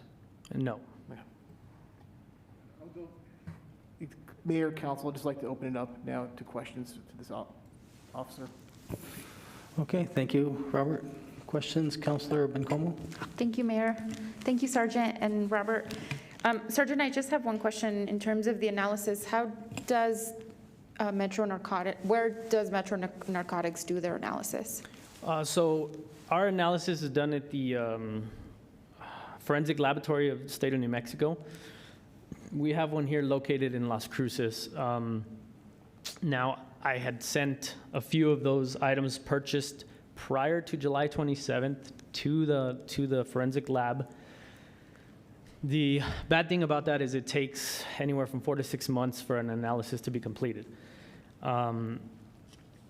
So therefore, after the cease and desist order was served and we purchased, or my undercover agents purchased more products, the next day, which was on August 18, 2021, I personally took those 3 samples up to Albuquerque to the Rio Grande Analytics to have analyzed, and they analyzed them on the spot and gave me their certificate of analysis as well.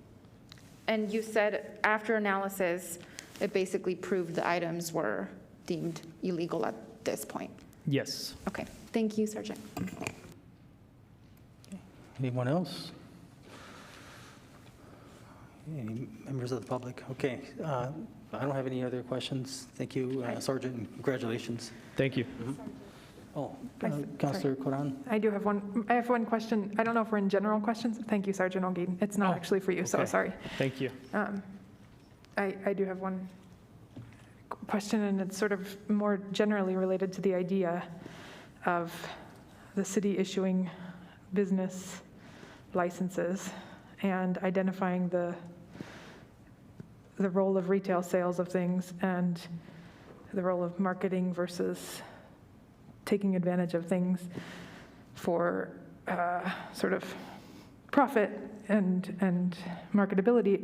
My understanding of, and this is really a question again for Mr. Nichols, business licenses mean that businesses are upholding our codes, and at some level our codes are written to provide an equitable place for people to participate in commerce, right? That's part of the idea, is all folks adhere, all businesses, whatever their thing is, adhere to the codes in addition to the state laws and the rules related to that, right? Sorry, I'm asking. It's sort of an esoteric question, I acknowledge, sorry. Mr. Mayor and Councilor Coran, I'm very sorry, I'm having a little difficulty in understanding the question. I guess the question is... It's kind of a muffled sound for me. Larry, can you lift your mic up, please? My question is, the point of our codes is to provide a safe business environment, safe city, and related to businesses in particular, to provide an equal playing ground for businesses that are in good standing by the view of the city, correct? Correct. Okay, so I just want to understand that at some level, doing something that's beyond those for profit is violating the fundamental tenets of what we've established as what we expect for a business. And other businesses are actually harmed in the process of businesses not fulfilling their obligations. Is that correct, would you say? Mr. Mayor and Representative Coran, that's correct. Okay, thank you. That just helps me understand what we're thinking about here. Sorry. And one last thing I just wanted to say, Councilor Coran, before I get the Mayor Pro Tem. Also, another reason for the business license is so we can keep track if they're paying the gross receipts tax, because those licenses are issued to those that pay the gross receipts tax. In fact, that's one of the main reasons why I know it sounds, $35 doesn't sound like a whole lot, but we can't just arbitrarily raise that if we wanted to, because the state of New Mexico, that's kind of a partnership that we have with them. So just wanted to point that out. Other than you, Mayor Pro Tem, did you have another? Oh, Councilor Graham, I'm sorry. Okay. Thank you, Mayor. Thank you to everyone who's been sharing with us here today. Mr. Nichols, should the council decide to uphold the revocation, would Mr. Estrada be able to apply for a business license at some point in the future? Is this, how does this happen once a business license is revoked? What are next steps? Mayor and Councilor Graham, Mr. Estrada would be able to be applied for another business registration license. He could do that as soon as tomorrow. Okay, so there'd be no waiting period. This isn't I don't know how else to term it. It's not a death penalty for business license once it's been revoked. And Mayor and Representative Graham, it's his application would be received if he filled it out as soon as appeal hearing is over. Okay. Thank you, Mr. Nichols. Yes. That's the end of my questions, Mayor. Thank you. Yes, thank you. Mayor Pro Tem. Thank you, Mayor. Thank you, Mr. Nichols. I do have a couple of questions for you. Don't quite sit down yet. Did I hear you correct? So walk me down the process about who notified you about this particular issue, and what is your process? I mean, you talked about the letter and having, sending a letter and the date and such, but can you identify for me sort of the process that you took? Yes. Mayor Pro Tem Gondra, I was, once the information came from Las Cruces, Doña Ana Metro Narcotics that this business was in violation, that's when I instituted the provision in the city municipal code, which gave me the direction on how to proceed. And that process was if this person was in violation of any of our codes or related items in the municipal code, that I would provide a written notice of a revocation of the business license and give 30 days for a response or appeal. And that process was followed. Thank you, Larry. And when you issue it, does it say in our code that they should not be conducting business until the appeal or some other kind of more legal hearing of some sort occurs? And Mayor and Councilor Gondra, I think I understood you to say, could they continue their business? Yes. Yes, the appeal stayed the revocation, and they have continued business operations, to my knowledge, during this time, pending this action today, the outcome of this action. Okay, so that means that you issued a revocation, which means to me you cease business. Is that correct? That would be, Mayor, Councilor Gondra, that would be correct unless an appeal was filed, which would stay the revocation. Got you. Okay, Thank you. Thank you, Mayor. Those are all my questions. Okay, anybody else? I'd like to just clarify something that Councilor Graham mentioned about reissuing a business license. I guess it's and I'm going to kind of tie this into what I heard from one of the comments from one of the council members. You have many people who are interested in the cannabis business, and they're waiting to find what the rules are and know exactly how to proceed. And I guess I equate it to, I know the Olympics are going on, but it's the winter and it's not the summer, where you have these people lined up in a race, and someone takes off before the gun is, before they're said to start running. And, that's just not fair. So if I can ask our city attorney if there are time period that could be placed. I'm not suggesting that. I'm just saying it just seems would be unusual that we do this, we revoke their license, and then the next day they get it again. I would think that there'd be some type of a cooling off period, whether it's a week or a month or whatever, but I don't know if we can do that. Jennifer, can you chime in on that? Thank you, Mayor and Council. This is Jennifer Vega, your city attorney.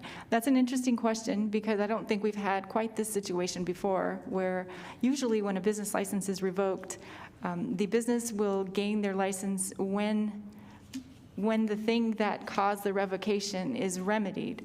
In this case, there's a pending criminal action. There's a potential for a grand jury indictment. Just because the misdemeanor portion of that was dismissed, it's pending grand jury indictment. That's my understanding from what I hear. So that's a difficult thing because has the law been violated? We don't know. I know it's interesting because Mr. Madrid continued to talk about the criminal standard. However, we're in a civil standard, not a criminal standard. It is proof by a preponderance of the evidence. And so I can look that up for you. I don't know if we can put a time limit on to ensure that the law isn't broken and that it hasn't occurred in this business. We have other laws that could cause us to cite a business. We have nuisance abatement. We have other types of things. As a home rule jurisdiction, we have the ability to do that. I can definitely research that for you to make sure that if there is a time limit, we can apply a time limit just to ensure that the business is functioning legally and operating within the confines of regulation. As we know, and as the deputy sergeant, testified, the legal sale of marijuana can't occur until at least April 1st. However, there was mention of recreational use. Recreational use is for home use. Recreational use is not allowed in a business. It has never been allowed in a business. And it's not going to be allowed in a business unless you have a consumption license and a license to sell. So this isn't a legal situation where it became legal in New Mexico and therefore it was legal for him to give it out. It was not, because that's not a home. It's not a personal home. It was not a private residence. So I just want to make sure that everybody's clear on that part of it.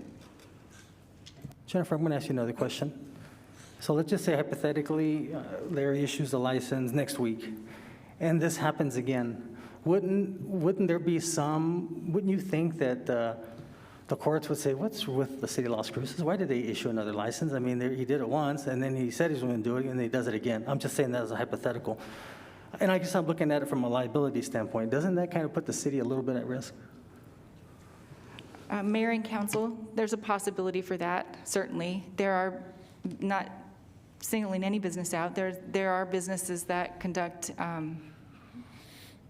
things that are not compliant with city ordinances, so we would have to look very carefully at what the long-term ramification of that would be. Yeah, and I say this because once in a while, if you haven't already, to our new city councilors, someone has something that's been approved by the city, that's been issued a permit to build, to construct, whatever, something goes wrong, and they say, well, the city issued the license. Why did you issue the license if it wasn't good? So I think that's why I bring that up. I think what you were talking about is a reasonable suggestion for me, and that is wait until it goes through the courts, and then if you issue a license, that's your thing. I'm not going to tell you what to do. I just look at it from the liability standpoint from the city, and whether or not we're being prudent and judicious in what we're trying to enact. So, okay. Any further questions or comments from council of anybody? No. You're finished. Everybody's finished. Robert, any closing? Mayor, council, I'll be brief, as I think all these arguments have already been rehashed, but essentially what we have is illegal transactions. It was not permitted. The Cannabis Regulatory Act had not gone into effect.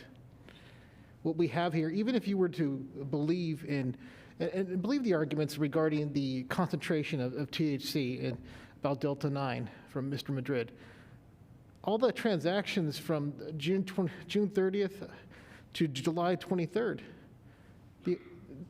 Deputy Olguin testified that essentially those were crimes, that he had those things tested, and that they were actually illegal substances. Essentially, he violated the law. Whether it's a sale, actual sales, or a transaction, he was using Facebook to advertise it. He committed a crime. And he violated the unlicensed sale of cannabis. And by that, I'll say this. It's a violation of our own city code to allow a business or have a business or premise that allows crime to occur. It's a nuisance under 18211. Under 18223, it's essentially, it's prohibited. Essentially, this crime is a nuisance. It violates our ordinances. Essentially, this license should be revoked. Sorry, I have a follow-up question to that. Yes, Councilor. Sorry, and again, I don't mean to belabor this. I really do just want to make sure that I understand the whole picture. I saw on Facebook, the source of all of our troubles here today, that a business in Las Cruces was stealing the wages of its staff. And it was found that way. It was found in state court that they had to pay back wages. And I just want to be clear that when we're thinking about the types of harms that businesses do or breaking rules, I don't want us to.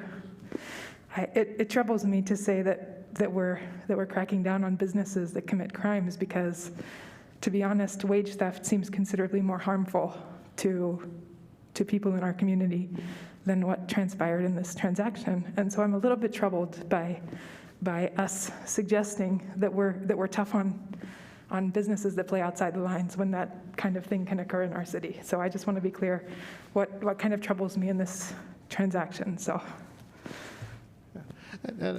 Mayor and Councilor Coran, understandable. I understand that position, but I'll say this. I think by the city's own record and Mr. Nichols' testimony, the city hasn't come down hard cracking down on people committing crimes. Essentially, this is the first one in 4 years of Mr. Nichols' tenure. I don't perceive that the city is sort of just targeting certain types of businesses or just cannabis sales type of business or head shops or anything of that nature. Essentially, and I think in this situation, this came to the attention of the community development director, and essentially now we're here. Was there someone else that had a question? I heard. Mr. Madrid, did you have a comment? Yes, please. Just to remind you, you're still under oath, Mr. Madrid. Yes, Your Honor. I think one of the things that seems, listening to the questions of the council here, it's not like Speakeasy 4 years ago decided to dispense marijuana and sell marijuana to anybody who walked in the door. The timing of this thing is with the decriminalization of possession of marijuana. When that has happened in other states, the councilwoman was talking about a 2-day thing with all the things. There are actually classes on how to gift in states where gifting is legal. My clients didn't just invent this and decide we're going to go break the law. It coincided with the timing of the laws decriminalizing the possession of marijuana. And at that point, the rules for how to do that were not clear. Somebody said earlier, do it by the book. Well, you got to have a book first in order to do it by the book.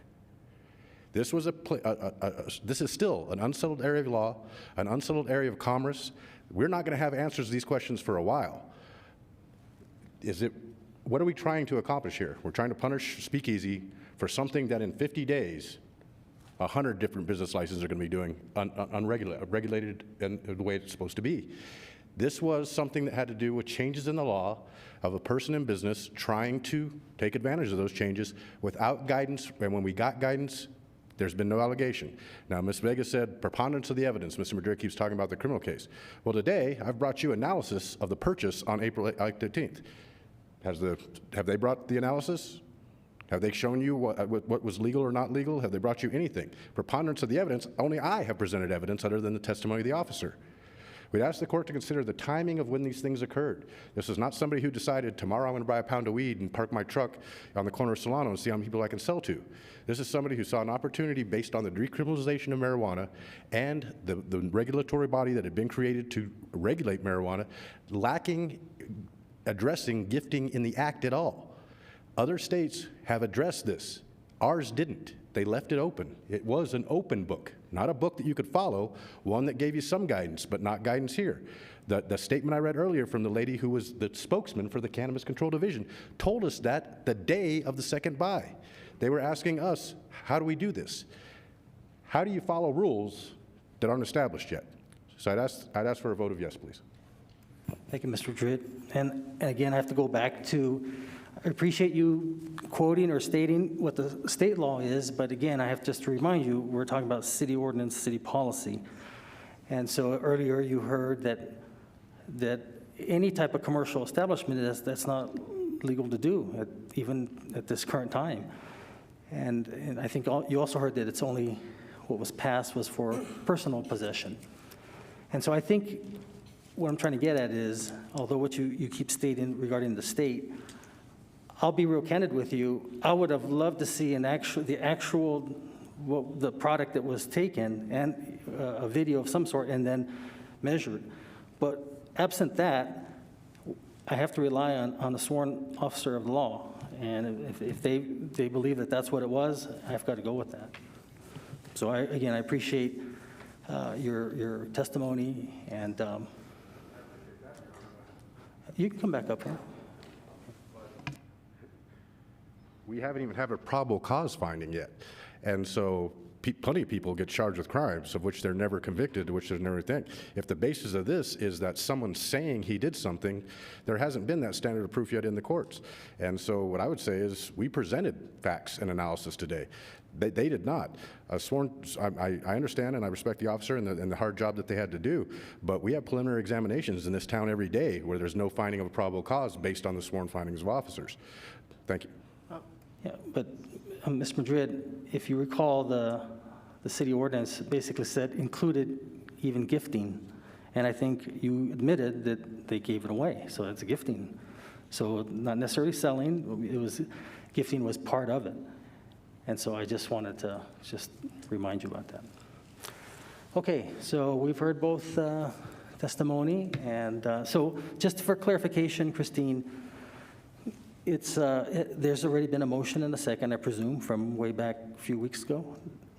No, we'll need a new one. Oh, okay, so we would need a motion to okay, so how would you want the motion to? It would be to approve the resolution. To approve the resolution, okay. Right, but you would be voting. Mayor, council, if you approve the resolution, you're overturning the community director's decision to revoke the business license. One more time, Robert. Yeah. It's option 2. Mayor, council, I apologize. Oh, okay. Mayor, council, if you want to overturn Community Development's decision to revoke the business license, approve the resolution. If you want to affirm the decision, deny the resolution. Okay, so no vote supports the city's position. A yes vote overturns the revocation. Mayor, council, that's correct. Okay, thank you. Councilor Flores, did you have a question? Oh, I just wanted to move. You wanted to make the motion? What? Yes. Okay, so I move. Do we have the motion? That was a discussion. So yeah, no, we didn't. We only had the motion to remove from the table. Yeah, that's why we had the discussion. Okay, so you make the motion. We had the motion, didn't we? Okay, just discussion. So I move to vote no on this, as it will deny the. Excuse me.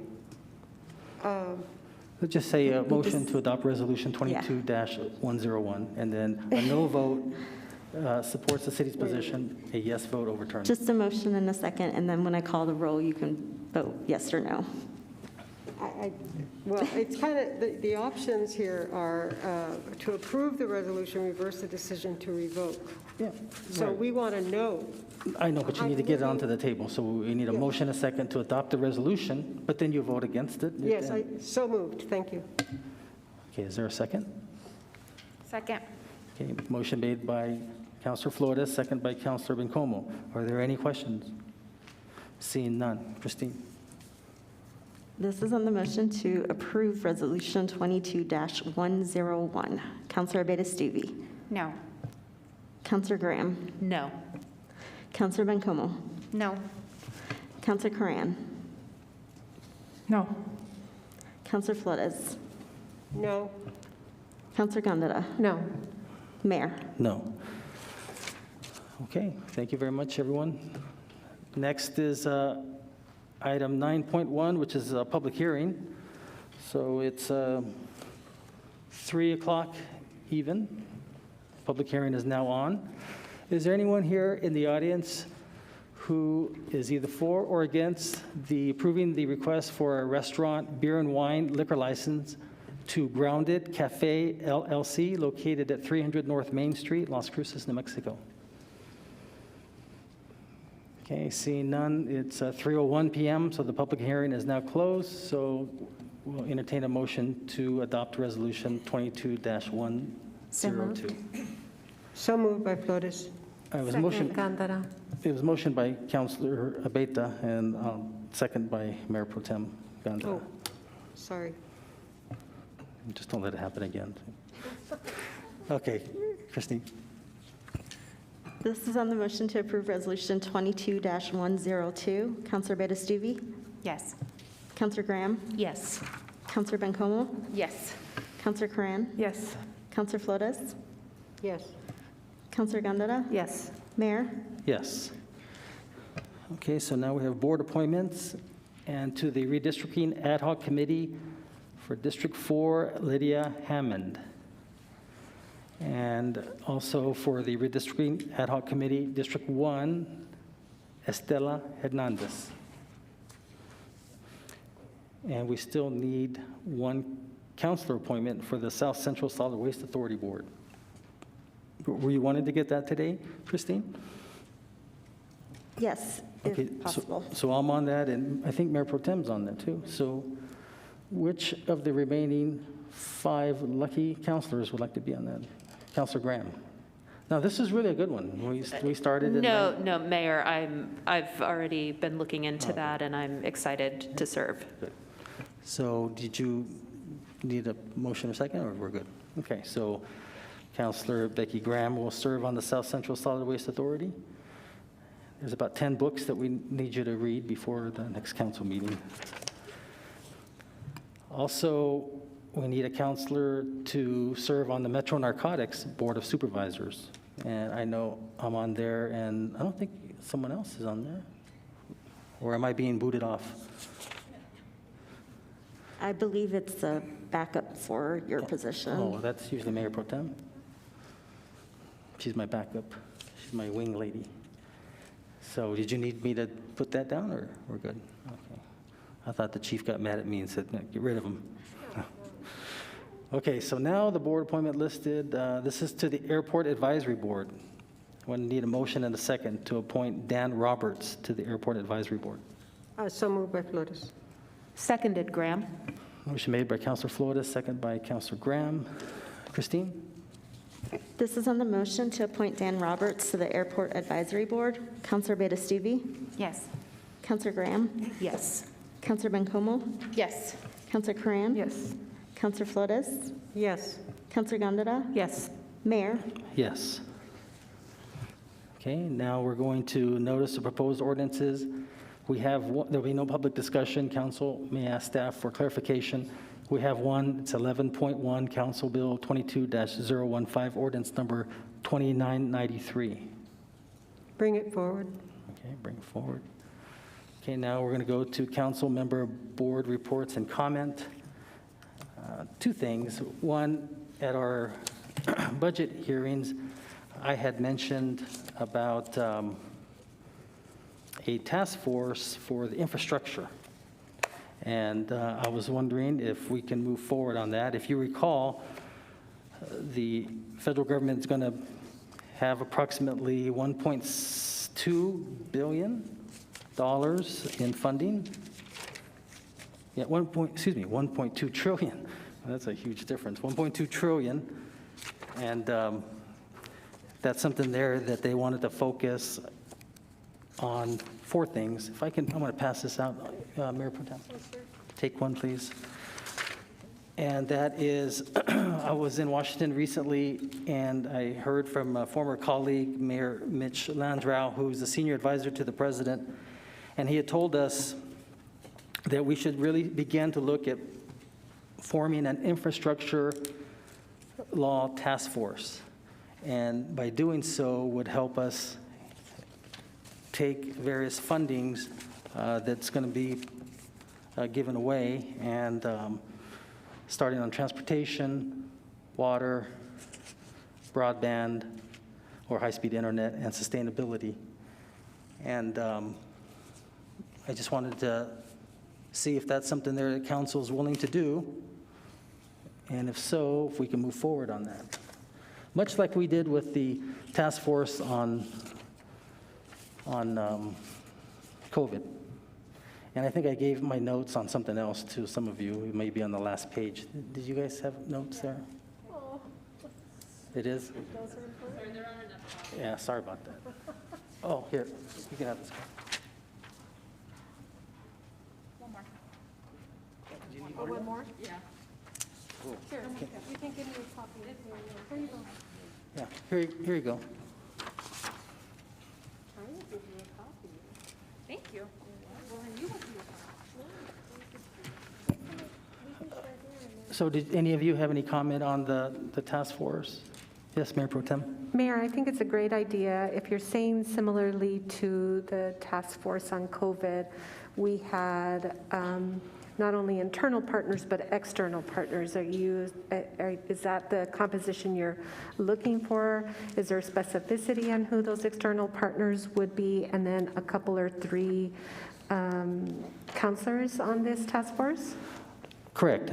I was thinking maybe 3 council members, the Director of Public Works, Director of Finance or Grants, Director of Utilities, Sustainability Coordinator, and a representative from our 2 senator and congressperson's office, because that's going to be crucial to maneuver that through.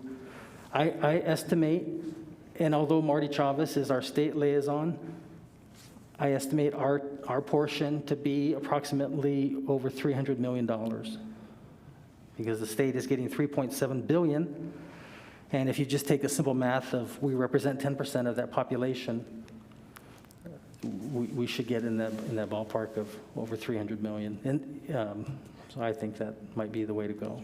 Yeah, I think that's a great idea, Mayor. Thank you. Mayor? Yes.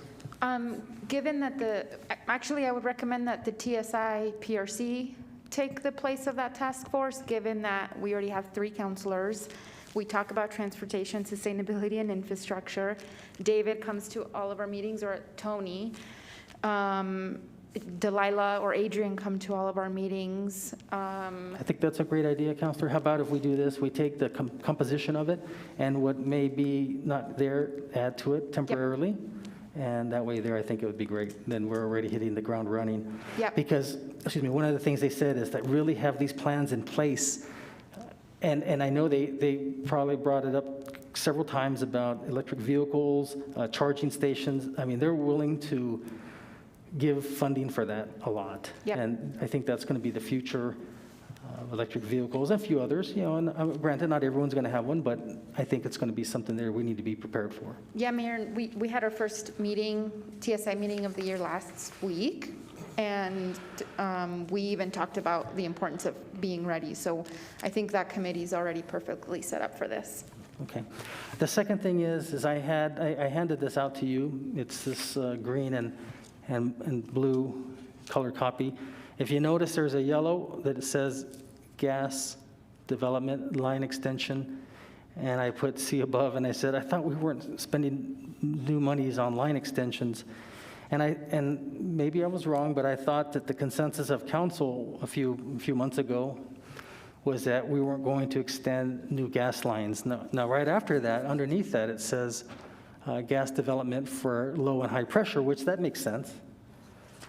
But I guess I just needed I just wanted to see if we had a consensus on that, because just constantly burning fuel is just not the way to go. We're just trying to crack down. Is that a fair statement that we don't want to see that? Okay, all right. I just wanted to You don't want to see the line extension, Your Honor? Well, I mean, I thought that's what we had discussed, and, Right, and right. we That's have, this thing, if you look at the line item here, it's for fiscal year 2023 is over $5.6 million. Yeah, we did make that decision Okay, last summer. I just wanted to clarify that. Yep. All right, that's all I've got. So what are you going to do, just cross it out? Well, no. We're going to get with EFO, or he's listening intently, that was the consensus of what we thought we had, and so we'll go from there. Okay. Okay, well, thank All right. you. All right, thank you. Thank you, Mayor. Mayor Pro Tem? Thank you, Mayor. We have had a couple or three changes in our policy review committees, or at least the ones that I specifically sit on. I will be the chair of the Health Policy Review Committee. Some items that will be coming up in the next couple of months that I've asked specifically is on our occupational health survey, and also the discussion about mental health days for staff. I know in our discussions, EFO, we've agreed, or you've agreed to hire a statistician specifically to help us with that survey. And I just wanted to give you guys a heads up that that's one of the things that I'll be asking to come as an item. And hopefully Ms. Richards from HR will be prepared, and there's already been dialogue with the individuals at NMSU that we had talked about helping construct that particular occupational health survey. And let's see. I thought we already had one. I'm also on Economic Development Policy Review Committee, Animal Services Center Board, and South Central Solid Waste Authority Board.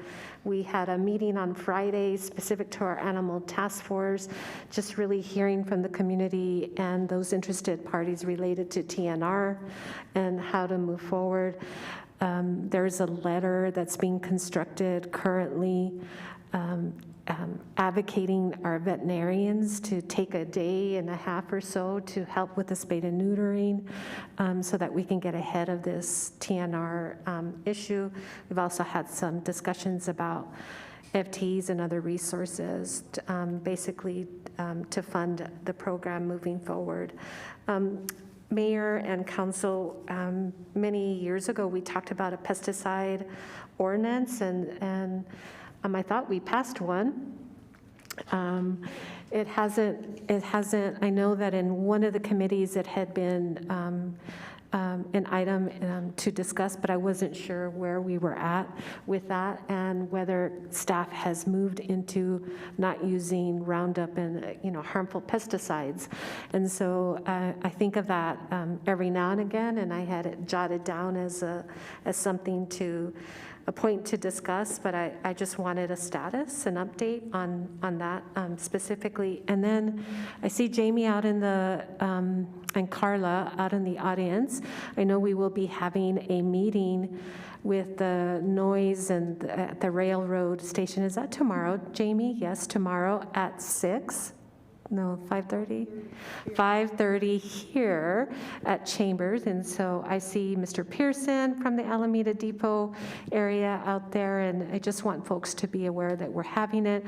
We've done the invitations very specific to that mile and a half radius. I know there's been some concern about inviting the entire area, and so I'm saying it publicly. You're invited to come and participate as always, and that will be tomorrow at 5:30. And with that, Mayor, I'll turn it over to you. Thank you, Mayor Pro Tem. Councilor Flores? Thank you, Mayor.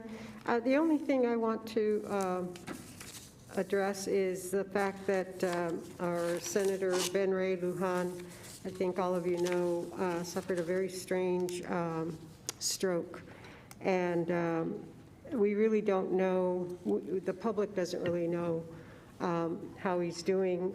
The only thing we've been told by the media is that his recovery will be anywhere between 4 to 6 weeks. And but the good news is that he's alive.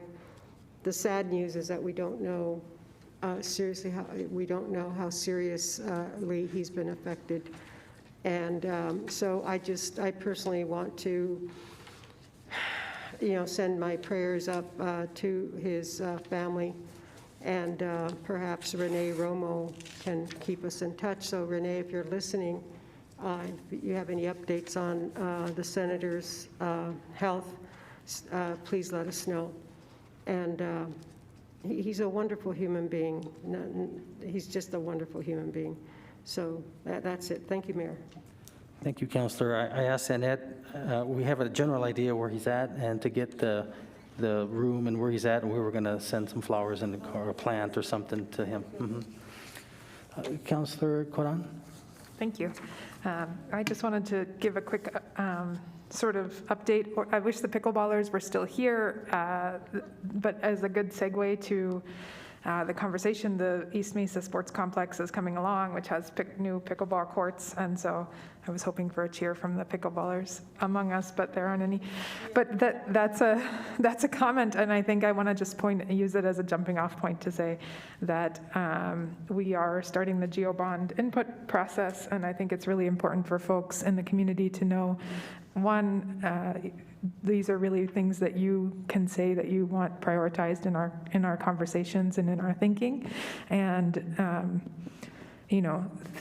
approach us in any way that you can, and also work with the people around you to bring their voices to this conversation that you might know who might not traditionally participate in conversations at city government. So I know that a lot of us will be doing listening sessions within our districts, and I just want to put it out there that that's a really great opportunity. We see it making a difference at the Animal Services Center, which is in my district, the pickleball courts, among other things, in Yvonne's district, and elsewhere, Unidad Park, elsewhere across the city. So I hope that we can kick off a really big community participation project, and we'll work with Jamie and Carla to make sure that you all have opportunities to know where you can give input, but also let us know. Okay, thank you. Councilor Bencomo? Thank you, Mayor. I just have one thing I want to share. I will be having a District 4 community meeting on March 3rd, Thursday, March 3rd at 5:30 p.m. at the Henry Benavides Center off McClure. I'm so excited. We're creating a pretty great agenda with Jamie's help, and really making this a visioning type of meeting where, I want to get real live input from my neighbors as to where they see the challenges and the opportunities and the good things and the things we got to work on in District 4. So I hope lots of folks come. We're excited to be having this given the shrinking number in COVID cases. Of course, we'll still be using masks and all of those things, but I really hope a lot of my neighbors come, and I'm really looking forward to it. So thank you, Mayor. What kind of food are you going to have there? We haven't decided yet. Do you want to pitch in for Are you sure? Yeah. some snacks? Thanks. Steak and lobster, yeah. Councilor Graham. Thank you, Mayor. Just wanted to, again, enjoying my settling in, my lengthy reading of proclamations, and very appreciative of all of my colleagues, both up here in the audience and who may be listening, for helping me to learn to navigate this new role. I had the opportunity this morning to participate in a talk hosted by Friends of Oregon Mountain Desert Peaks National Monument. We were talking to representatives from various agencies, Department of Interior in particular, and it was just really inspiring to see the ways that people are benefiting from our public lands, the opportunities these lands present, folks from all walks of life, or in my case, rides of life, because I'm always out there on a bike. But I think as we're envisioning our collective future, thinking about things like the GeoBond, coming into budgeting, yeah, please make your voice heard for what matters to you and what is important to you. Thank you. All right, thank you, Councilor. We'll try to make it even when Councilor Coran does maybe have 5 proclamations as well. Then you guys are equal. Councilor Beta. Thank you, Mayor. I had the opportunity to attend the New Mexico Municipal League last week as we had a directors meeting in conjunction with part of a municipal day, not quite at the Roundhouse, but we were able to meet together. A few of the items that were discussed included Senate Bill 137, which does have a substitute. The bill provides short-term support for cities adversely impacted by destination-based gross receipt tax sourcing, providing time to develop longer-term solutions. Committees also heard a number of other tax-related bills, including a few that might be combined into a single omnibus bill. And while the details of the bill have yet to be finalized, the League is having some serious concerns about a section of the proposal which would institute a 5-year moratorium on the enactment of local GRT increments, and that could pose a risk to cities. So that does take away, I think, a lot of the abilities for municipalities to decide what's best for their communities. So that is one bill that they're looking at seriously.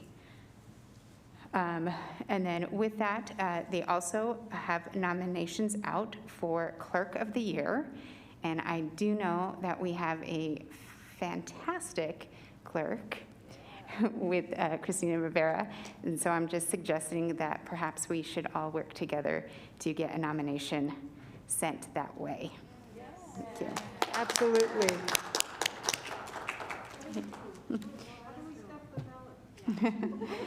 Thank you. And I'll send that information to Mr. Feely so that we can get that going, hopefully. Number 2, our quality of life. PRC will be hearing the UTV and noise ordinance in March. So we'll see that coming up. And then I wanted to take a moment just to say thank you for Delilah for taking the time to kind of onboard me to the utilities board, and I look forward to our first meeting this week. Thank you, Mayor.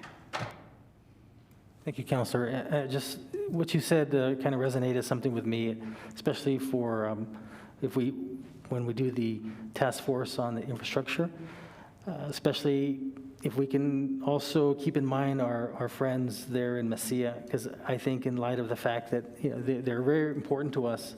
And even though, sure, there's Hatch, there's Sunland Park, there's Anthony, but I mean, Mesilla is our literally sister city right there. And so they're not going to get anywhere close to the portion of money that we probably will. So if we have infrastructure needs that we can do here in the city that we think also really benefits them, because they are a destination. And there's a lot of people that come to Mesilla and they shop here and then they go home. So just thought I'd throw that out there. Yes, thank you. Yes, thank you, Mayor.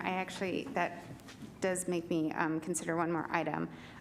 When we're looking at this large of money, I do think it might be helpful to get other community partners, at least an invitation to the PRC if that's the mechanism, including other utilities, perhaps other departments. It is a wonderful opportunity, and if we can work together and structure things, I think we have a great chance of success. And then I also wanted to say, I know that Mr. Chavez is part of that, I guess, the liaison, and I do find it highly concerning that he hasn't been down here to Las Cruces yet. I know that he's been taking tourists throughout the state with different communities and looking at different projects already, and I find it very interesting that he hasn't visited. And so I think that's something that probably needs to happen, because if we're looking at that equity too, if he's not here and not doing this now, then by the time they're making projects, I just don't feel confident that we'll be at the forefront for a lot of those things. So I just want to make sure that he's taking Las Cruces serious and we're getting him down here. Who's Mr. Chavez? Marty Chavez was the mayor of Albuquerque for 3 terms, and I would say we're pretty good friends. In fact, he let me know the moment the governor picked him for this. I'd be more than happy to share his number with our TSI subcommittee.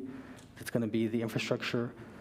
But I will tell you one thing that is interesting is the governor appointed Ms. Wortham, who used to be the in charge of Homeland Security for the state, to oversee that.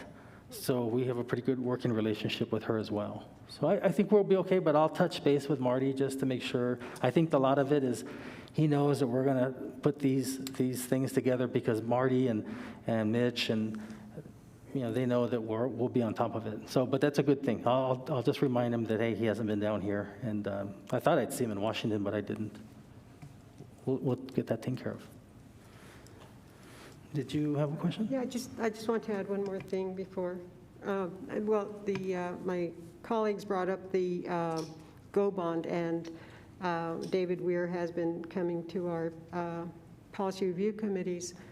And I think that it'd be good for the city to start letting people know that it's coming, but to emphasize that taxes will not go up, because that's always a big fear.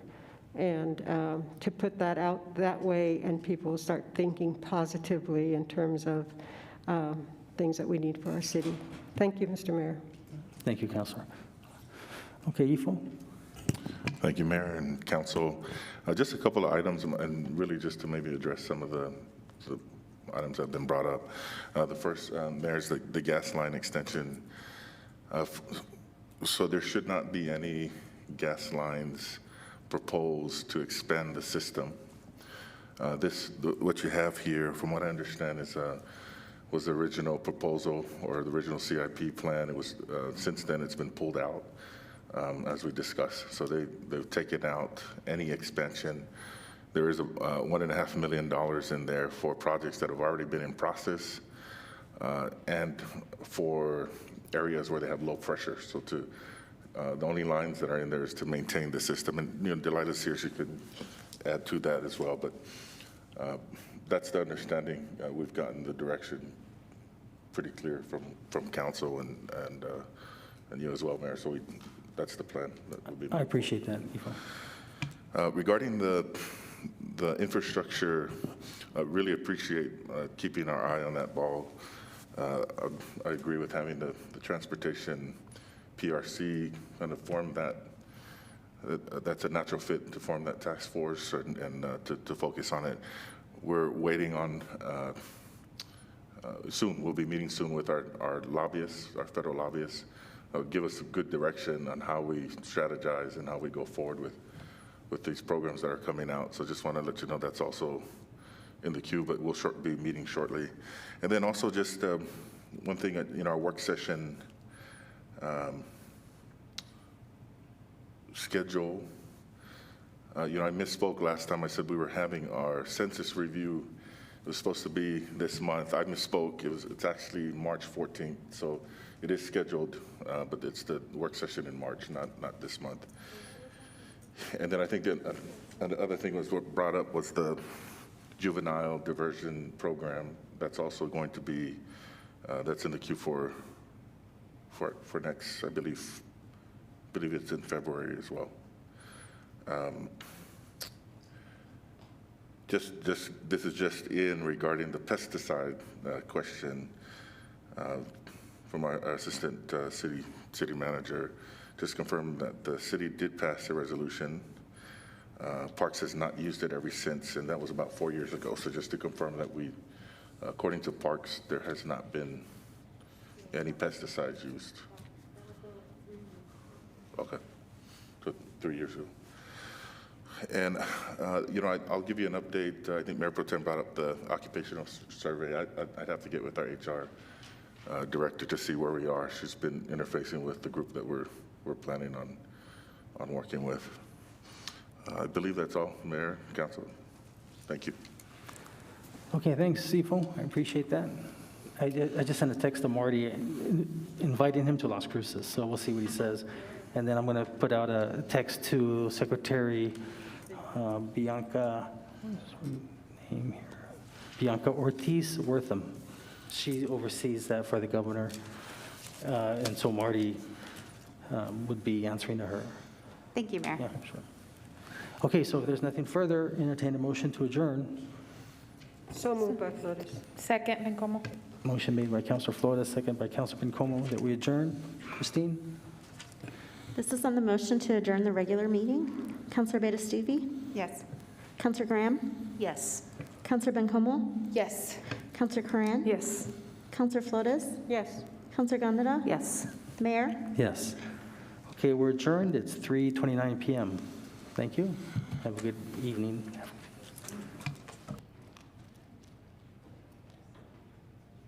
Hey, Chief, did you have a few minutes?